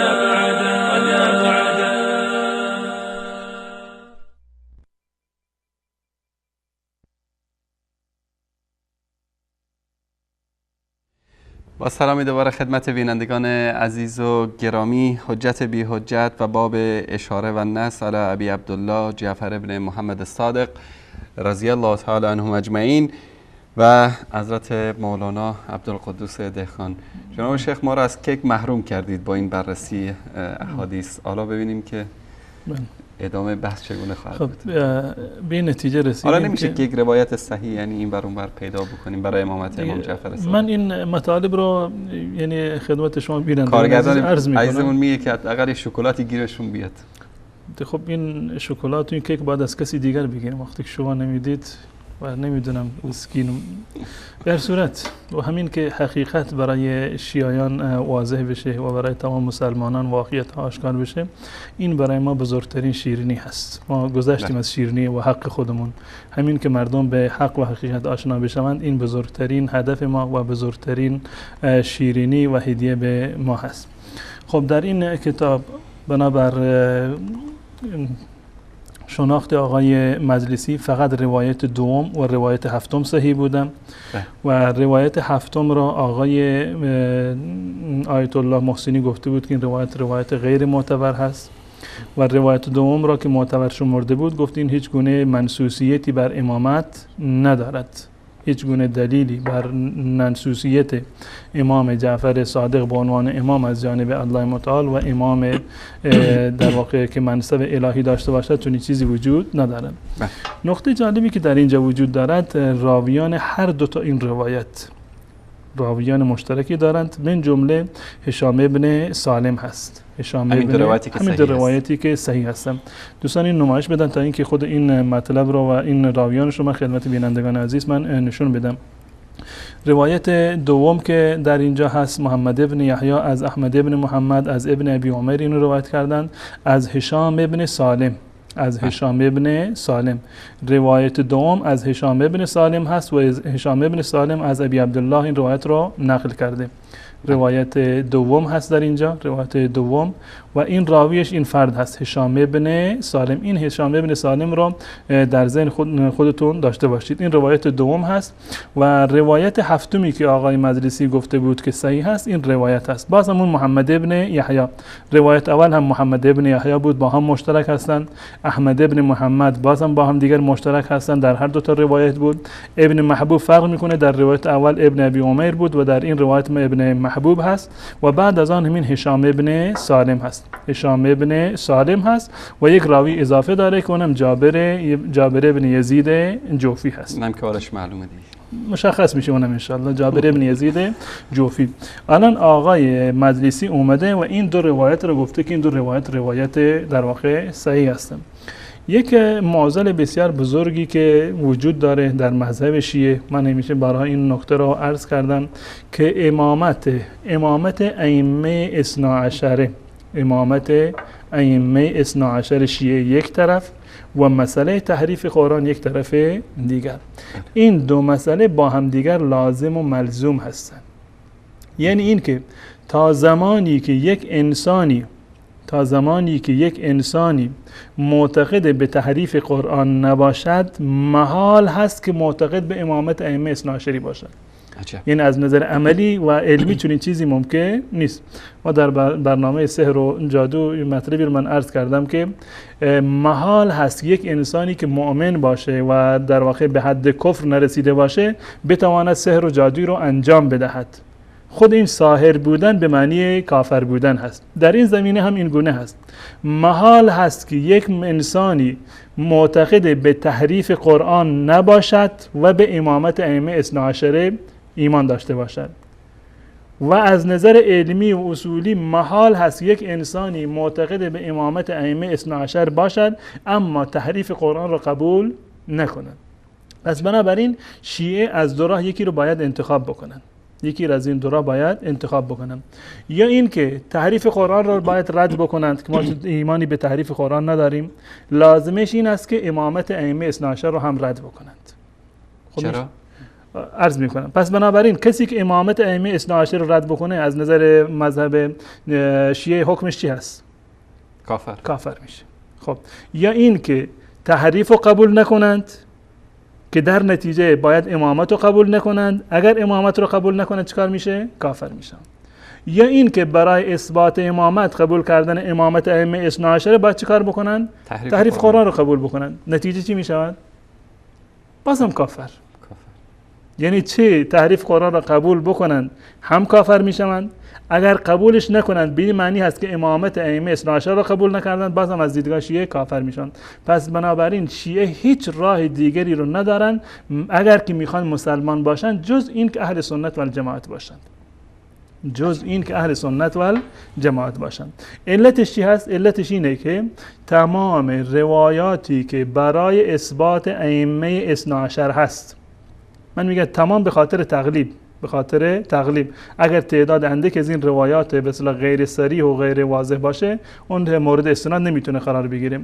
تمام روایاتی که در مورد اثبات امامت ائمه اثنا عشر هست، تمام اینها راویانشون معتقد به تحریف قرآن بودند.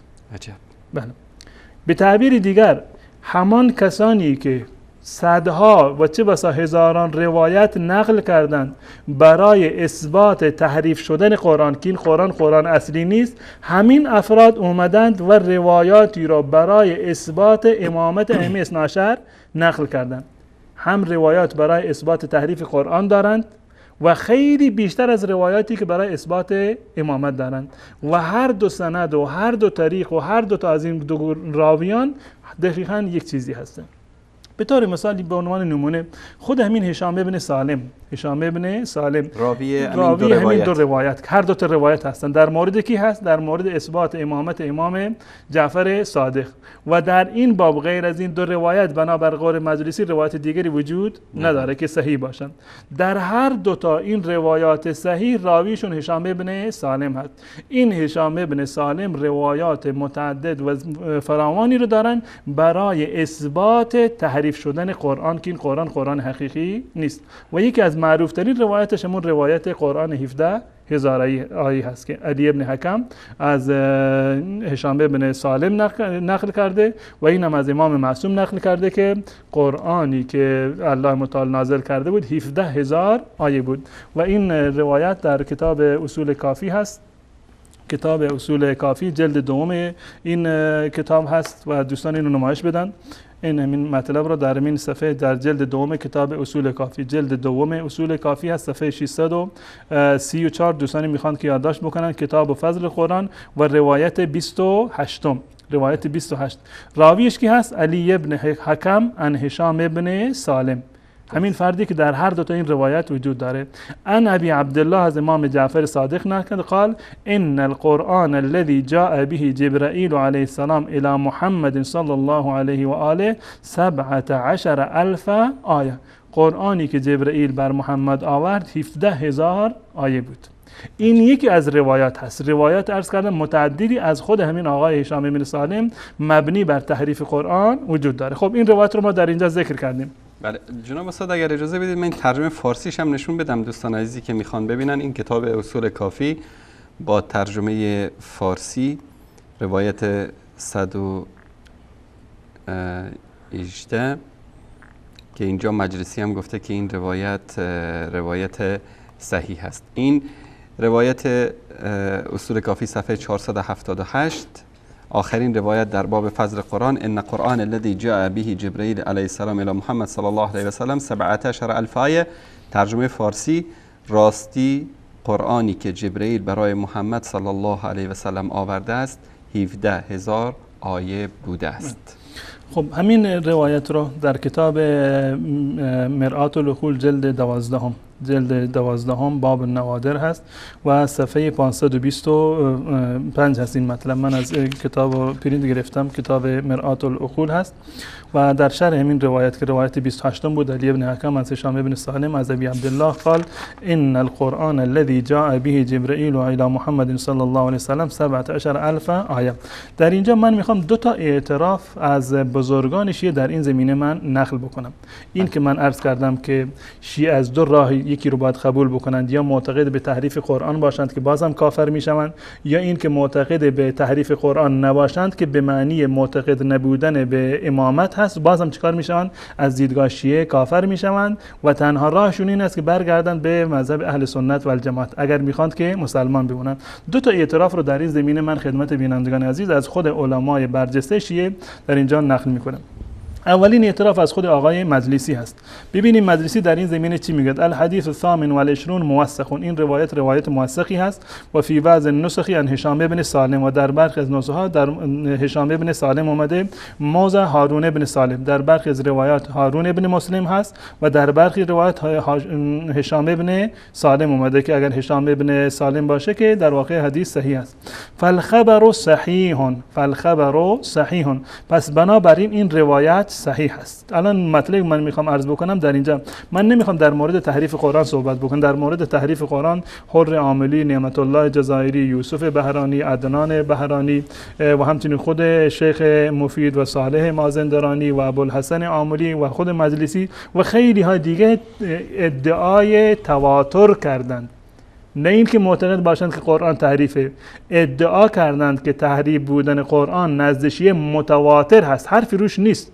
کسی نمیتونه دخل و تصرفی در این زمینه داشته باشه یا نظر خلافی رو ثابت بکنه که مبحث جداگانه هست. اما مطلبی که من میخوام عرض بکنم این هست که اثبات امامت شیعه با اثبات تحریف قرآن گره خورده، لازم و ملزوم یکدیگر هستند.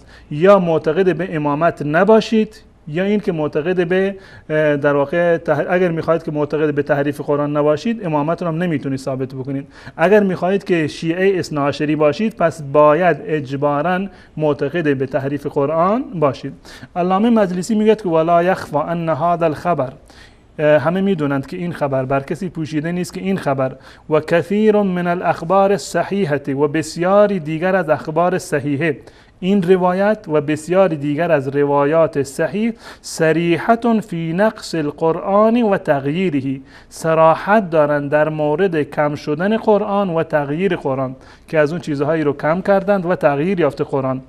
و نظر خودش و عندی ان الاخبار فی هذا الباب متواترة معنا، از دیدگاه من روایاتی که برای اثبات تحریف قرآن وجود دارند متواتر معنوی هستند، یعنی از بس زیاد هستند که نمی شود که اونها را توجیه کرد، متواتر معنوی هستند.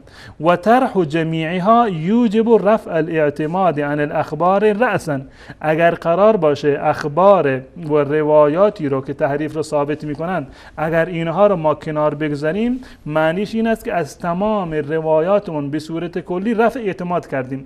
درست. از تمام روایات به صورت کلی رفع اعتماد می شود. بلکه گمان من این هست و نتیجه‌ای که من بهش رسیدم این است که ان الاخبار فی هذا الباب لا یقصر عن اخبار الامامت. ببینید روایات امامت را، روایات تحریف را گره میزند با روایات امامت. به گمان من روایاتی که در این باب یعنی در مورد تحریف آمدن لا یقصر عن اخبار الامامت، کمتر از روایات امامت نیست. فکیف یثبتونها بالخبر، پس چگونه میتوانند که امامت را با خبر ثابت بکنند؟ یعنی میگه به شما شیعیان اگر شما قائل به این باشید که قرآن تحریف نشده باشه معنیش این است که تمام این روایات را متواتر را رد بکنید. اگر این روایات متواتر در مورد تحریف قرآن را رد بکنید، خب امامت رو میخواید از کجا ثابت بکنید؟ امامت رو میخواید از کجا ثابت بکنید؟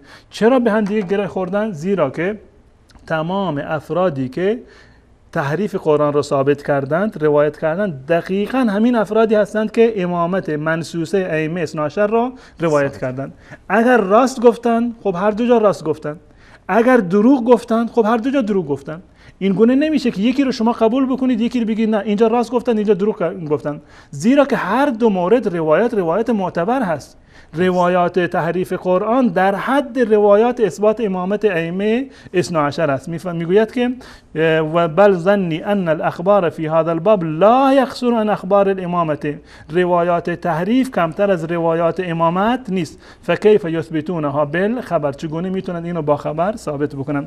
بعد از این میاد یک اعتراضی رو کرده که اگر قرار باشه که شما قرآن رو بگید که این حرف شما موجب میشه که بر کل قرآن اعتمادی باقی نمیمونه، دوباره اینو جوابش میده، ردش میکنه که نه، چون این اشکالی بر من وارد نیست، بلکه موضع من این است که روایات اثبات تحریف قرآن چیکار هستن؟ در واقع قطعی هستند و متواتر هستند. این اعتراف یکی از علمایشون، اعتراف یک از علما که روایات تحریف قرآن در حد و در سطح روایات امامت هست و هر دوتا با همدیگر گره خوردن. منتها در اینجا آقای مجلسی نگفته که راویان یکی هستند، راویان یکی هستند، روات یکی هستند، مشایخ یکی هستند. یکی دیگر از علمای برجسته شیعه این اعتراف را به صورت صریح‌تر و واضح‌تر در اینجا نقل کرده. دوستان نمایش بدن این کتاب را. کتابی هست به نام الدرر النجفیه، الدرر النجفیه من الملتقطات اليوسفیه، تألیف علامه شیخ یوسف ابن احمد بحرانی هست، یوسف بحرانی. در این کتاب من قبل از هر چیزی این آقا را معرفی میکنم که کی هست. اقوال العلماء فیه و اطراءهم علیه. و در این کتاب در الدرر النجفیه جلد 1، البته در نسخه پی دی افش جلد 4 میفته، صفحه 20 این آورده، صفحه 20 میگه اقوال العلماء فیه و از خود چی، این از جلد اولش من گرفتم، این مطلبی که من میخوام عرض بکنم از جلد 4 است. در این کتاب میگوید که قال صاحب تنقیل مقال در مورد آقای یوسف بحرانی کی هست جایگاهش: عالم فاضل متبحر ماهر متتبع محدث ورع عابد صدوق دین من اجلة مشایخنا المعاصرین و افاضل علمائنا المتبحرین. نیاز ترجمه بکنم؟ میگذارم از اینا. بعض محقق خانساری دربارش میگه العالم الربانی و العالم الانسانی شیخنا الافقه الاوجه الاحوط الاضبط یوسف ابن احمد لم یعهد مثله من بین علماء هذه الفرقه الناجیه، که مثل این در میان علمای فرقه ناجیه سراغ نداریم، از این بالاتر نیست.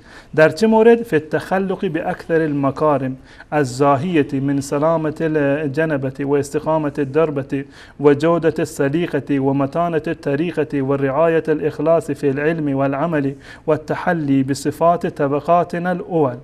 در این زمینه که ایشون مکارم اخلاقی رو دارند و سلامتی که سلامت قلب دارند، استقامت بر صراط مستقیم و راه طریق اهل بیت دارند و سلیقه خوبی دارند، متانتشون در راهشون، استواریشون و رعایت اخلاص در علم و در عمل و در متصف بودن به صفات گذشتگان ما سلف صالح ما، این در واقع کسی در حد این نبوده.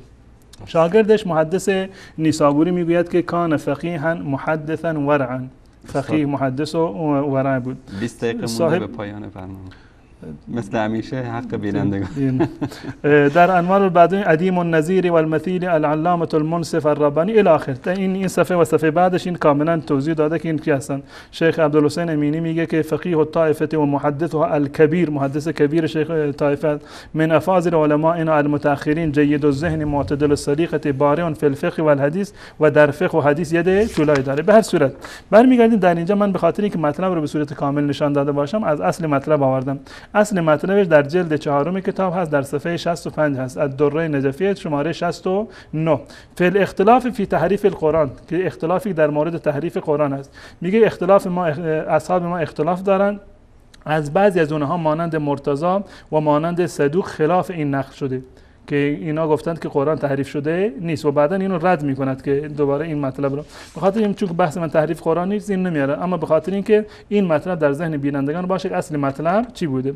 خب این مطلب رو ذکر میکنه، بعد دلایل کسانی رو گفتند قرآن تحریف نشده اونا رو میارد رد میکند و دوباره دلایل کسانی که گفتند قرآن تحریف شده اینا رو میآورد و ثابت میکند و نهایتا این نتیجه رو میگیره. حرف آخرش در اینجا این هست، صفحه 83 میگه اقولو، نظر من این است که لا یخفى ما فی هذه الاخبار من الدلاله الصریحه والمقاله الفصیحه علی ما اخترناه، بر کسی پوشیده نیست که این روایاتی که من در اینجا ذکر کردم دلالت صریحه و مقاله فصیحه دارند بر آن چیزی که ما انتخاب کردیم، یعنی تحریف قرآن که نظر خودش است، و وضوح ما قلناه، حرفی که من زدم، ولو تطرق الطعن الى هذه الاخبار، اگر قرار باشد که بر این اخبار طعن زده بشود، اشکالی بر این روایات تحریف قرآن گرفته بشود، علی کثرتها، با وجودی که خیلی زیاد هستند و انتشار خیلی زیادی دارند، لامکن تطرق الطعن الى اخبار الشریعه کملا، امکان داره که تمام روایات شریعت چیکار باشند،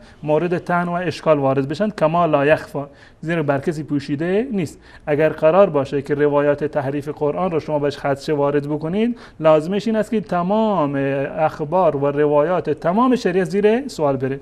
به چه دلیل؟ چرا این حرف رو میزنید؟ میگه که اذ الاصول واحده، زیرا که اصل یکی هست، اصول یکی هست، و کذا طرق، راه یکی هست، سند یکی هست، و روات و راویان هم یکی هستند، مشایخ هم یکی هستند، و نقلت اونایی که نقل کردن هم یکی هستند، همهشون یکی هستند. یعنی همون هشام ابن سالمی که دو حدیث صحیح، دو روایت صحیح رو نقل کرده، روایت 17000 آیه قرآن رو هم این آقا چیکار کرده؟ نقل کرده. میگه ولعمری ان القول بعدم التغییر و التبدیل لا یخرج عن حسن الظن بائمه الجور، این که شما بگی قرآن عوض نشده، این صرفا یک حسن ظنی است که شما به ابوبکر و عمر دارید، هیچ دلیل دیگری ندارد. و انهم لم يكونوا في الامانه الكبرى مع ظهور خیانتهم في الامانه الاخرى التي هي اشد ضررا عن الدين و احرى. خب این ابوبکر و عمر اومدن امامت را که خیلی اهمیت بیشتری داره خیانت کردن، چطور ممکن است که در قرآن خیانت نکرده باشند؟ اضافه بر این میگه که علی ان هذه الاخبار لا معارض لها، این واقعا یک نکته جالب هست، میگه اخبار تحریف قرآن هیچ گونه معارضی رو نداره، یعنی روایاتی که مخالف تحریف قرآن باشه نیست. و این یک در واقع یک چالش هست برای شیعه، یک تحدی هست، شیعه بیارند حتی یک روایت صحیح نه، حتی روایت حسن و روایت ضعیفی رو بیارند که ائمه گفته باشند که این قرآن تحریف نشده، مطلقاً نیست. روایات امامت معارض داره، روایات نماز و زکات و روزه و حج و همه دین تعارض داره، اختلاف روایت در مذهب شیعه خیلی زیاد است، اما میاد که روایات تحریف قرآن هیچ گونه معارضی رو ندارد، کما عرفتم سوا مجرد الدعاوى العاریه عن الدلیل، به استثنای ادعاهای بدون دلیل، التي لا تخرج عن مجرد القال والقیل، اونایی که گفتن قرآن تحریف نشده حرفشون فقط قیل و قال هست، هیچ اعتباری رو نداره. وقد قدمنا ما هو المعتمد من ادلتهم، روایات کسانی رو گفته بودند قرآن تحریف نشده، ما این روایات رو آوردیم و همه رو بیان کردیم، و کشفنا عن ضعف باطنه و خافی، ثابت کردیم که این روایات که شما برای عدم تحریف آوردید همهشون ضعیف هستند. و اما ما احتج به صدوق فی اعتقاداتی و کذا المرتضی فی جمله کلامی فهو اوهن من بیت العنکبوت. ابتدا من آوردم که آقای مرتضی و صدوق معتقد به تحریف قرآن نبودن، میگه استدلالی که اونا آوردن اونا از خانه عنکبوت هم سستر هست. و انه لاوهن البیوت، الی آخر مطلبی که در اینجا آورده. پس بنابراین این دو تا بزرگ و عالم بزرگ از علمای شیعه هستند که اعتراف کردند که روایات تحریف قرآن آمیخته هست و لازم و ملزوم هستند با روایات امامت ائمه اثنا عشر. اگر قرار باشه که امامت ائمه اثنا عشر را قبول بکنید، باید و الزاما روایات تحریف قرآن را قبول بکنید، و اگر قائل شدید که قرآن تحریف شده، تمام مسلمانان اهل سنت و الجماعت شما را کافر میدونند، و اگر هم معتقد به تحریف امامت نباشید، لازمش این است به تحریف قرآن نباشید، لازمش این است که امامت ائمه‌تون هم قبول نکنید، زیرا که سند و روایات و مشایخ همشون همین افرادی هستند که تحریف رو روایت کردند. در این صورت شما از مذهب شیعه خارج شدید و به تعبیر علمای شیعه کافر و ناصبی شدید. چاری جز این نیست که بیایید اهل سنت و الجماعت باشید که دچار این چالش و این اختلاف اختلاف نشوید. جزاکم الله خیر. البته من یک نکته اینجا نشون بدم که دوستانی اگر دنبال اصول کافی میگردن و روایت 17000 آیت جدیدن که اصول کافی رو در ایران چاپ کردن، دوستان اگر نشون بدن این چاپ جدید اصول کافی است، صفحه 675 و 674 روایت تعریف قرآن رو که علی ابن حکم عن هشام ابن سالم عن ابی عبدالله ان قرآن الذي جاء به جبرائیل الی محمد صلی الله علیه و سلم 7000 آیه، اینجا 17000 رو به 7 آیت تحریف کردن. اینا عادتشون است، عادت روافض هست که کتاباشون رو تحریف میکنن و دستکاری میکنن، منتها همین 7000 آیه هم نمیتونن ثابت بکنن از قرآن، چون قرآنی که ما در دست داریم با این ادعایی که در اینجا شده حدود 400-500 آیه فرق میکنه. جناب استاد اگر در این وقتی که باقی مونده اجازه بدید که تماسایی از بینندگان رو داشته باشیم. بله سلام علیکم بیننده گرامی، بفرمایید. بله سلام علیکم، بفرمایید. الو سلام. علیکم السلام. خودتون رو معرفی کنید، از کجا زنگ میزنید بیننده گرامی؟ حسن هستم، از ایران تماس میگیرم. آقا حسن از ایران.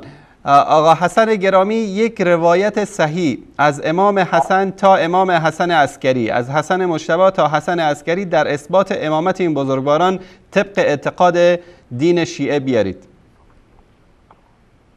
اول یه موضوعی بگم. خواهش میکنم اول آقا حسن بزرگوار اول به سوال ما پاسخ بدید، بعد انشالله موضوعی که دوست دارید در موردش صحبت خواهیم کرد. دقیقا گونه بیا اومده به تلویزیون چون قافیه تنگ آید شاعر به جفنگ آید. بله سلام علیکم، بفرمایید بیننده گرامی. الو سلام علیکم آقای انصاری. علیکم السلام و رحمت الله و برکاته. سلام دارم به خدمت شما و خدمت مولانا صاحب عبدالقدوس دیقان. سلطان احمد از هرات. بفرمایید برادر عزیز و گرامی. اینا حال فعلا برفتم با اون چای سامرا رفتم که اینا مو قرآن 17000 آیه بیارم. آقای مولانا صاحب بگن که شاید چند روز پیدا کنم بیارم. کاش که بیارن که راحت بشن. تشکر میکنم از شما برادر عزیز.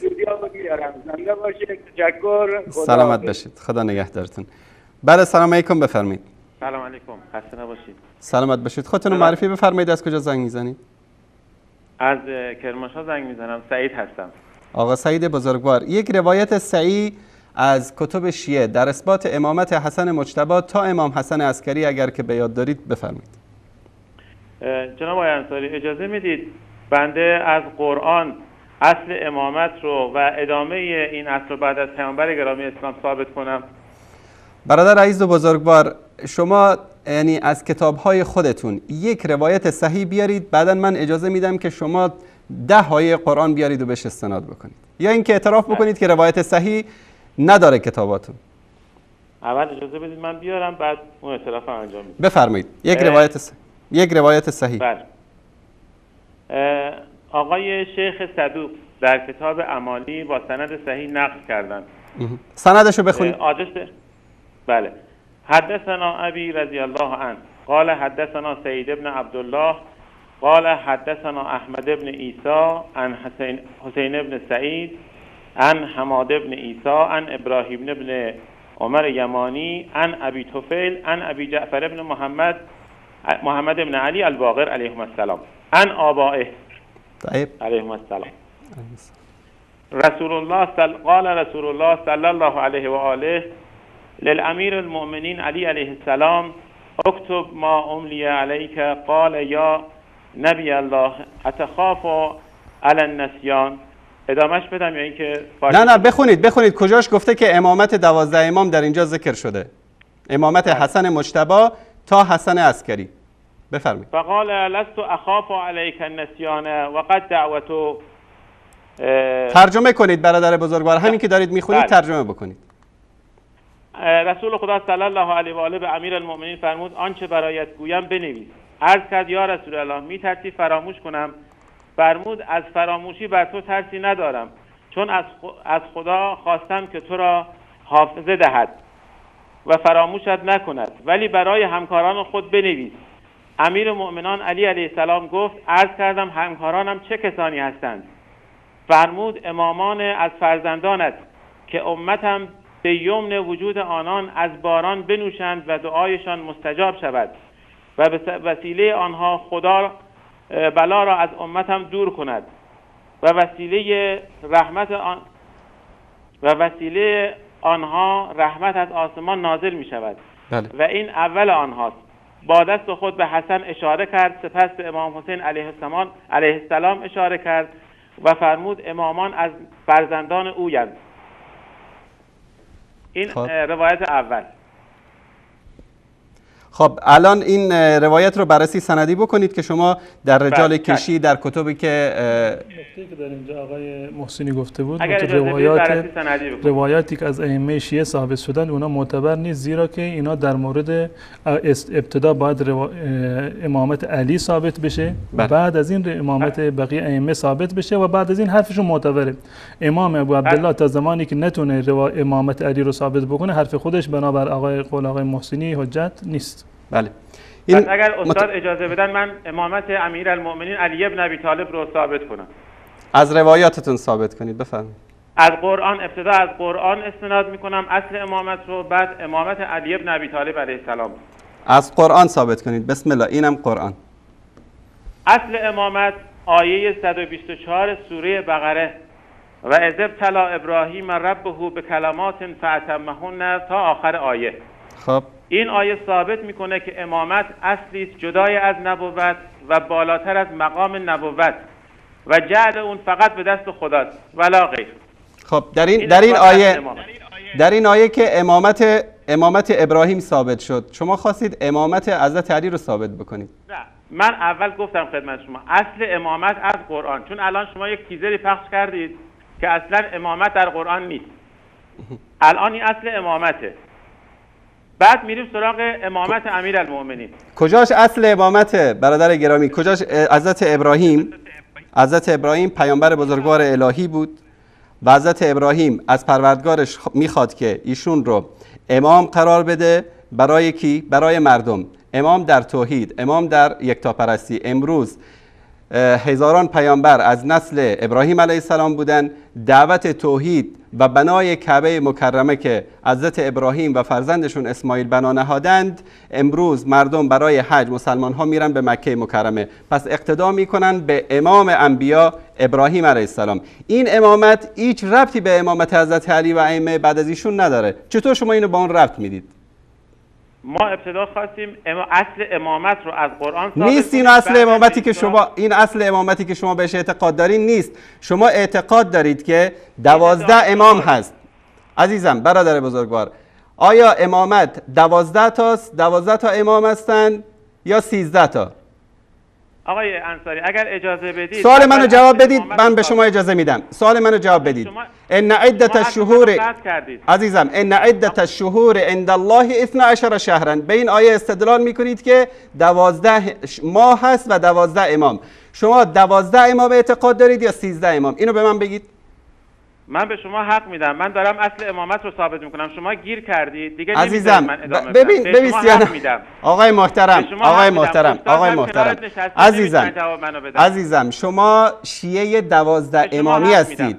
اگر که از بالفرض محال حرف شما قبول، همین آیه مسئله امامت است، اصل امامت است. آقا ابراهیم در اینجا امام شد، ابراهیم امام شد و 12 امام شما شد 13 امام. خب با شما ضرر کردید. خب من به شما حق میدم، شما اجازه نمیدید من صحبت کنم، این عادت شماست. آقای محترم ببین برادر گرامی، دوست عزیز، اگر میخواهید با ادب و با اخلاق بدون سیانمایی صحبت بکنید بهتون اجازه میدم. آقای محترم 12 امام دارید، 12 امام دارید، ثابت بکنید امامتش از قرآن. بسم الله. چرا شما از قرآن گریزانید؟ از قرآن بدتون میاد که من از قرآن اصل امامت رو ثابت. آقای محترم شما قرآنی که شما بهش اعتقاد دارید 17000 آیت است. همین الان روایتشو من نشون دادم. شمایید که به قرآن اعتقاد ندارید. به شما حق میدم که ناراحت من یک بار دیگه آقای محترم کرمانی، من یک بار دیگه از شما میخوام یک آیه از قرآن، یک آیه البته از شما قرآن وهابیان برای اثبات 12 امامتون بیارید. منم به شما گفتم اجازه بدید پله پله جلو بریم، ولی شما ناراحت میشید. میدونید که من ثابت میکنم. نمیتونید ثابت کنید. پس اجازه بدید. خب پس بفرمایید. اجازه بدید. یک آیه. ببینید ما اینجا وقت مفتوح نیست که شما بخواید که یک ساعت صحبت بکنید. مختصر قوی ترین دلیلتون از قرآن برای اثبات 12 امام رو بفرمایید. بسم الله. قبل از اینکه اثبات آیه از قرآن کریم، آقای بیننده محترم، من از ده ها نفر نه چند نفر، حر عاملی، نعمت الله جزایری، یوسف بهرانی، مفیدتون، مازندرانی، آقای مجلسی، اینا تواتر بر تحریف قرآن رو ثابت کردن. و آقای بهرانی، یوسف بهرانی، من خوندم مطلبش رو جلوی شما که گفته بود روایات تحریف قرآن لا معارضه، یعنی هیچ معارضی رو نداره. شما اگر به عنوان یک مسلمان، یک شیعه میخواید اول از آیات قرآن استدلال بکنید، اول برای ما یک آیه از هر امامی از ائمه‌تون که میخواهید بیاری ثابت بکنید که این قرآن تحریف نشده هست و شما به این قرآن ایمان دارید، بعد از این حرف استدلال از قرآن رو بزنید. زمانی که علمای شما گفتند این به تواتر این قرآن تحریف شده، کم و زیاد شده، شما چگونه از این قرآن برای ما استدلال میکنید؟ طبق اون حدیثی هم که خود شما فرمایش کردید، هر روایتی که با مخالفت باشه با کدام قرآن؟ من این روایت رو قبول با کدام قرآن؟ این روایت رو قبول ندارم. شما کی هستید که قبول نکنید برادر گرامی؟ شما کی هستید که قبول نکنید؟ میشه جایگاه آقای محترم ببینید، یک لحظه ببینید، شما اگر میخواید بحث علمی بکنید علمی و منطقی جواب بدید. جناب عالی چی کاره هستید در مذهب شیعه که میگید این روایت رو قبول ندارید؟ شما محمد ابن یعقوب کلینی هستید، شما تقی مجلسی هستید، شما باقر مجلسی هستید، شما چه کاره اید؟ میشه خودتون رو معرفی کنید؟ بنده گفتم بهتون، معرفی کردم، ولی شما اجازه ندادین من بررسی سندی بکنم اون روایت امامت رو. آقا بررسی سندی بکنید. خیلی مختصر بفرمایید. بفرمایید. دلیل که از قرآن نتونستید بیارید، بررسی سندی بکنید. اجازه دادید شما؟ بفرمایید. پس اجازه بدید بررسی سندی رو بیارم. اونو که اجازه ندادید. بفرمایید بررسی سندی. روایتی که من آوردم، علی ابن الحسین ابن بابویه قال نجاشی شیخ القمیین فی عصر و متقدمهم و فقیهم و ثقته و قال الشیخ کان فقیها جلیلا ثقته. یک روایتی رو بیارند از علمای شیعه، از آقا از رجالی های شیعه، همین لفظ ثقتون کی گفته به معنی عادل هست؟ آقای حر عاملی میگه ثقه به معنی عادل نیست و تعریف حدیث صحیح نزد شیعه اون است که شیعه امامی عادل اون روایت بکنن. شما از کجا ثابت میکنید که ثقه بودن به معنی عادل بودن است؟ جواب حر عاملی رو شما چی میدید؟ من متاسفم برای خودم که زنگ زدم فکر کردم علمی، ولی متاسفم اجازه نمیدید. آقای محترم ببین که این روایت صحیحه. آقای محترم من از شما یه خواهش میکنم، از شما میکنم بفرمایید تعریف حدیث صحیح در نزد شیعه بفرمایید. شما یک امامت رو من خواستم برای شما ثابت بکنم از قرآن، شما از قرآن فراری هستید. آقای محترم ببینید دروغ نگید، خواهش میکنم برادر بزرگوار، اینجا میلیون ها نفر دارن قضاوت میکنن. شما میگید که ابن بابای قمی ثقه است در نزد شما؟ ثقه هست؟ خب تعریف حدیث صحیح رو بگید. تعریف حدیث صحیح رو، یا خجالت میکشید؟ شما که اجازه ندادید، ترسیدید از قرآن من امامت رو ثابت کنم. برای اینکه کل مذهب آقای محترم خواهش میکنم، خجالت میکشید، شرم میکنید، حیا میکنید که تعریف حدیث صحیح در نزد شیعه رو بگید. ببینید من به عنوان یک سنی تعریف حدیث صحیح در نزد اهل سنت رو بدون هیچ خجالتی حاضرم بگم. شما به عنوان یک شیعه چرا خجالت میکشید که تعریف حدیث صحیح رو نمیگید؟ شما به عنوان یک سنی چرا میترسید از قرآن من امامت رو ثابت بکنم؟ فقط اینو برای بینندگان. آقا بینندگان دارن میشنوند که شما دارید فرار میکنید. آقا تعریف حدیث صحیح رو بگید، بعد میایم تک تک راویان شما رو بررسی میکنیم. بسم الله. نه شما اجازه از قرآن برای آخرین بار آقای محترم، از قرآن که نتونستی ثابت بکنید، امین روایتی رو که ذکر کردید تعریف حدیث صحیح رو بگید، بعد میریم این حدیث رو بررسی میکنیم. بفرمایید. برای بار پنجم دارم به شما فرصت میدم که تعریف حدیث صحیح در نزد شیعه رو بیان بفرمایید. بار صدم هم آن فراری است. آیه خب بینندگان عزیز گرامی، شما خودتون ببینید که کی فراری است. ما میگیم تعریف حدیث صحیح رو در نزد شیعه بگید. ما باید اول یک میزانی داشته باشیم، بر اساس اون میزان بیایم این راویان رو تصحیح و تضعیف بکنیم. امیدواریم که دفعه دیگه زنگ زدید اینو آماده داشته باشید. بله سلام علیکم، بفرمایید. بله سلام علیکم، بفرمایید. بفرمایید بینندگی. سلامت باشید. سلامت باشید. خودتون رو معرفی بکنید، از کجا زنگ میزنید؟ بله سلام علیکم، بفرمایید.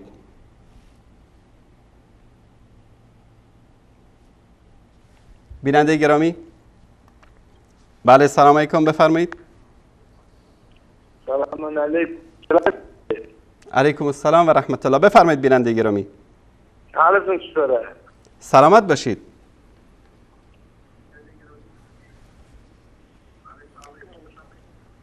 من خواهش میکنم از بینندگان عزیزی که تماس میگیرن لطف کنن صدای تلویزیونشون رو کاملا ببندن و از کارگردان محترم برنامه من خواهش میکنم فقط 10 دقیقه به ما وقت اضافی بدن تا بتونیم بعضی از تماس بینندگان رو بشنویم.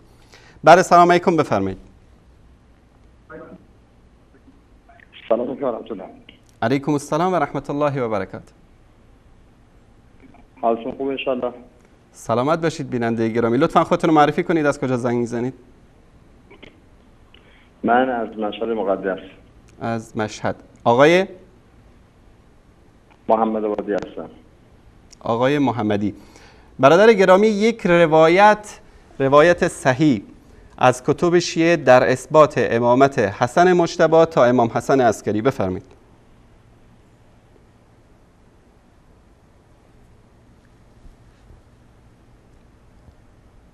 آقای محمدی. بیننده بعدی سلام علیکم، بفرمایید.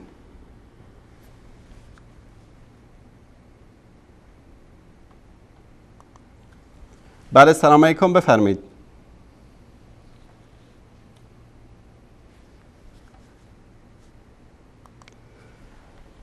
بله سلام علیکم، بفرمایید.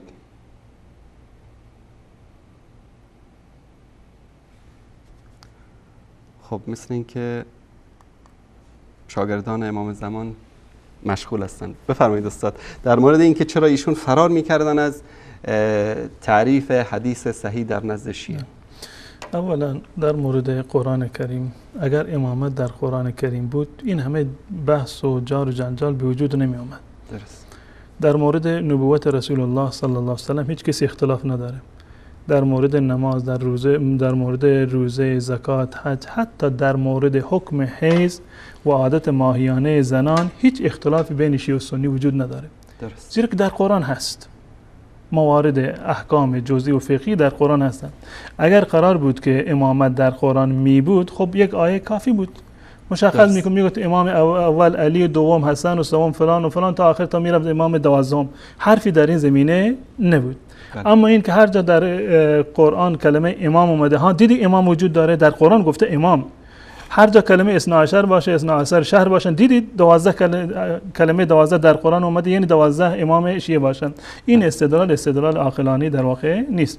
این یک نقطه بعدی، اگر شیعه میخواهد که به قرآن استناد بکند، اول پاسخ این هزاران روایتی رو و این ده ها نفر از علمایی رو که گفتند این قرآن رو ما قبول نداریم، تحریف شده هست، و اون کسانی هم که میگن که ما قبول داریم، از سادگی خودشون میگن، از عدم اطلاع به روایات میگن، اینها رو بیان جواب بدن، ثابت بکنن این قرآن حق. من عرض کردم که آقای نمیدونم کی بودن، سعید بودن، یک روایت ولو اینکه صحیح نباشد از ائمه شیعه بیاورند که این قرآن در اون کم و کاستی وجود نداره. درست. آقای یوسف بهرانی میگه روایات تحریف قرآن اصلا معارض نداره، یعنی روایاتی که گفتن قرآن تحریف شده هزاران روایت هست، حتی یک روایت معارض که خلاف این باشه که قرآن حقیقی است، چون این چیزی در کتاب شیعه وجود نداره. نهایت چیزی رو که بتونند وجود پیدا بکنند این است که برخی از اماما گفتن فعلا شما بر همین قرآن اکتفا بکنید، اما روایتی گفته باشه قرآن تحریف نشده در مذهب شیعه چون این چیزی وجود در واقع ندارد. و در مورد روایت حدیث صحیح، اون تعریفی رو که بزرگان شیعه کردند، ما با این بیننده که در واقع حرفمون با این نیست، حرف ما با کسی است که روایت صحیح رو تعریف کرده. تمام کسانی که روایت صحیح رو تعریف کردند گفتند که یک شیعه امامی یعنی معتقد به 12 امام باشه، یک روایت رو نقل کرده باشه از یک شیعه امامی دیگر تا اینکه به امام معصوم برسن، اینا همشون عادل باشند. کلمه عدالت رو آقای حر عاملی در کتاب خودشون در خاتمه کتاب وسائل شیعه در اونجا یک بحث مفصلی رو آورده که ثقه بودن نهایت کاری رو که علمای شیعه بتونن انجام بدن این است که ثابت بکنن که مثلا فلان عالم مثلا ثقه بوده. میگه این ثقه بودن به هیچ عنوان به معنی عادل بودن نیست. پس بنابراین این جریانات را و این مسائل ابتدا باید مشخص بشود، تعریف حدیث صحیح و مصداق عدالت چه چیزی هست و تصریح بر عدالت و اینکه تمام افراد سند شیعه امامی اثناعشری و عادل باشند. بعد از این میشد بر یک حدیثی در واقع مطلبی رو بیان کرد که چون این چیزی متاسفانه شیعه تا روز قیامت هم نمیتونن چون مطلبی رو ثابت بکنن. بله، جزاکم الله خیر. من تشکر میکنم. بله، در مورد ادامه مبحث که در اینجا موندند، آقای مجلسی گفته بود که روایات تحریف قرآن گره خورده با روایت امامت. آقای یوسف بهرانی رو مفصل من اقوالش رو خوندن، گفته بود که سند یکی هست، رجال یکی هستند، مشایخ یکی هستند، نقله یکی هستند، اصول یکی هستند، همه اینها یکی هستند. یعنی همون کسانی که معتقد به تحریف قرآن بودند، روایات تحریف رو برای عامه آوردن، نقل کردن، همون افراد اومدن امامت رو هم نقل کردن. من به خاطر این که این حرفش مصداق داشته باشه، من اینجا یادداشت کردم تمام راویان این دو تا روایت، تمام راویان این دو تا روایتی که آقای مجلسی گفته بود که صحیح هستند، محمد ابن یحیی، احمد ابن محمد در روایت اول، ابن ابی عمر، هشام ابن سالم، و روایت بعدی که محمد ابن یحیی هست، احمد ابن محمد هست، ابن محبوب هست، هشام ابن سالم هست و جابر ابن یزید جوفی هست. تمام اینها روایاتی رو دارند مبنی بر تحریف قرآن. یعنی ادعایی که آقای بهرانی کرده بود بر اساس واقعیت بوده. عملا همین گونه است که این راویان تحریف قرآن هستند و من نمونه از روایات این افراد را که دال بر تحریف، نه تنها دلالت بر تحریف هستند بلکه تصریح به تحریف هستند، این روایات رو در اینجا یادداشت کردم. و اضافه بر این تمام راویانی که این 8 روایت رو در اینجا ذکر کردند، تمام راویانی که این روایات رو ذکر کردن غیر از این دو روایت صحیح، من نمونه هایی رو از روایات تحریفشون هم آوردم. در اینجا روایت امامت رو آوردند و روایت تحریفشون هم وجود داره در خود کتاب اصول کافی. جاهای دیگر هم نیازی نیست که برویم در واقع تحقیق بکنیم. اگر فرصت داریم که من اینها رو نمونه عرض بکنم، اگر نه بگذاریم وقت داریم فقط. نه برای یک البته این مزقت اضافی است. نه، پس اینو بگذاریم برای هفته بعد انشالله. مصادیق این دو تا ادعای آقای مجلسی رو و ادعای آقای یوسف بهرانی رو انشالله مصادیقش رو در هفته بعد من خدمت بینندگان عزیز خواهم بود و مصادیقش رو از کتاب اصول کافی خدمت بینندگان عزیز عرض خواهم کرد. جزاکم الله خیر. من تشکر میکنم از تک تک شما عزیزانی که تماس گرفتید. بعضی این آقایی که از کرمان هم زنگ زده بودن و خیلی آقا سعید میخواستن در مورد حدیث صحیح در نزد شیعه صحبت بکنم. من خواهش میکنم آقا سعید بزرگوار یک کمی برید مطالعه بکنید، تعریف حدیث صحیح در نزد شیعه رو یاد بگیرید، خجالت نکشید. اینجا مردم میان صحبت میکنن، از اقشار مختلف، از آخونده آمدن صحبت کردن، از عامه مردم صحبت کردن. در دین پیامبر صلی الله علیه و سلم میفهم در دین انسان نباید شرم و حیا داشته باشه از اینکه یاد بگیره چیزی رو. برید تعریف حدیث صحیح در نزد شیعه رو یاد بگیرید و بعد از اون بیایید هر روایتی رو که میخواید قرائت بکنید تک تک روایتش رو بر اساس همون تعریف بیایید بسنجید. اینطوری نمیشه که شما میگید من روایت تعریف قرآن رو من قبول ندارم. شما کی هستید؟ شما سر پیاز، ته پیاز، یا به قول افغانیان نوش پیاز. شما چی کاره؟ هر موقعی که برای خودتون یک جایگاه علمی داشتید در مذهب شیعه بعد بیاد بگید آقا من این حدیث رو قبول ندارم. اینطوری که نمیشه انسان بیاد توی شبکه. غیر از این، مگر ولو اینکه به اجتهاد هم برسند، مگر یک مجتهد میتونه یک حرف متواتر رو رد بکنه؟ ایشون از شاگرد آقای قزوینی شاید باشن، چون ایشون میگه که این مسئله اجتهادی است. من از کسی که خوشم بیاد بهش میگم حدیثش صحیح است، کسی که خوشم نمیاد میگم بحث تواتره. یعنی همون گونه که قرآن تواتره، اسلام تواتره، نماز متواتر است، در حد این هست. اگر کسی بنابر اقوال خودشون اگر کسی تواتر رو رد بکنه خودش کافر میشود. یعنی هر عالمی به هر سطحی هم که برسند در حد این نیست که تواتر رو به صورت کلی چیکار بکنن؟ رد بکنه که من این تواتر رو قبول ندارم. به این معنی است که شما اصلا مذهب شیعه رو قبول ندارید. درست. و در مورد آیه هم که در مورد ابراهیم علیه السلام میگن روایاتی که در کتاب‌های شما داره و اعتقادی که شما دارید همش بر این اساس است که همه انبیا باید امامت علی رو قبول میکردن. پس امامت از علی هست تا امام مهدی و 12 امام. و این که حضرت ابراهیم گفته که من رو امام قرار بده، این به اون معنایی نیست که شما برداشت کردید و الا باید امامت بشه 13 تا. و یا برای پیامبر صلی الله علیه و سلم امامت ثابت بکنید و الا مرتبه علی رو شما از پیامبر بالاتر بردید. همین تناقضاتی است که در دینتون وجود داره. متاسفانه برید که این مطالعه بکنید، یاد بگیرید و بعد زنگ بزنید. تشکر میکنم از حضرت مولانا عبدالقدوس دهقان و از تک تک شما عزیزان که تا این لحظه با ما همراه بودید. الله یار و نگهدارتان باد. و السلام علیکم و رحمت الله و برکاته.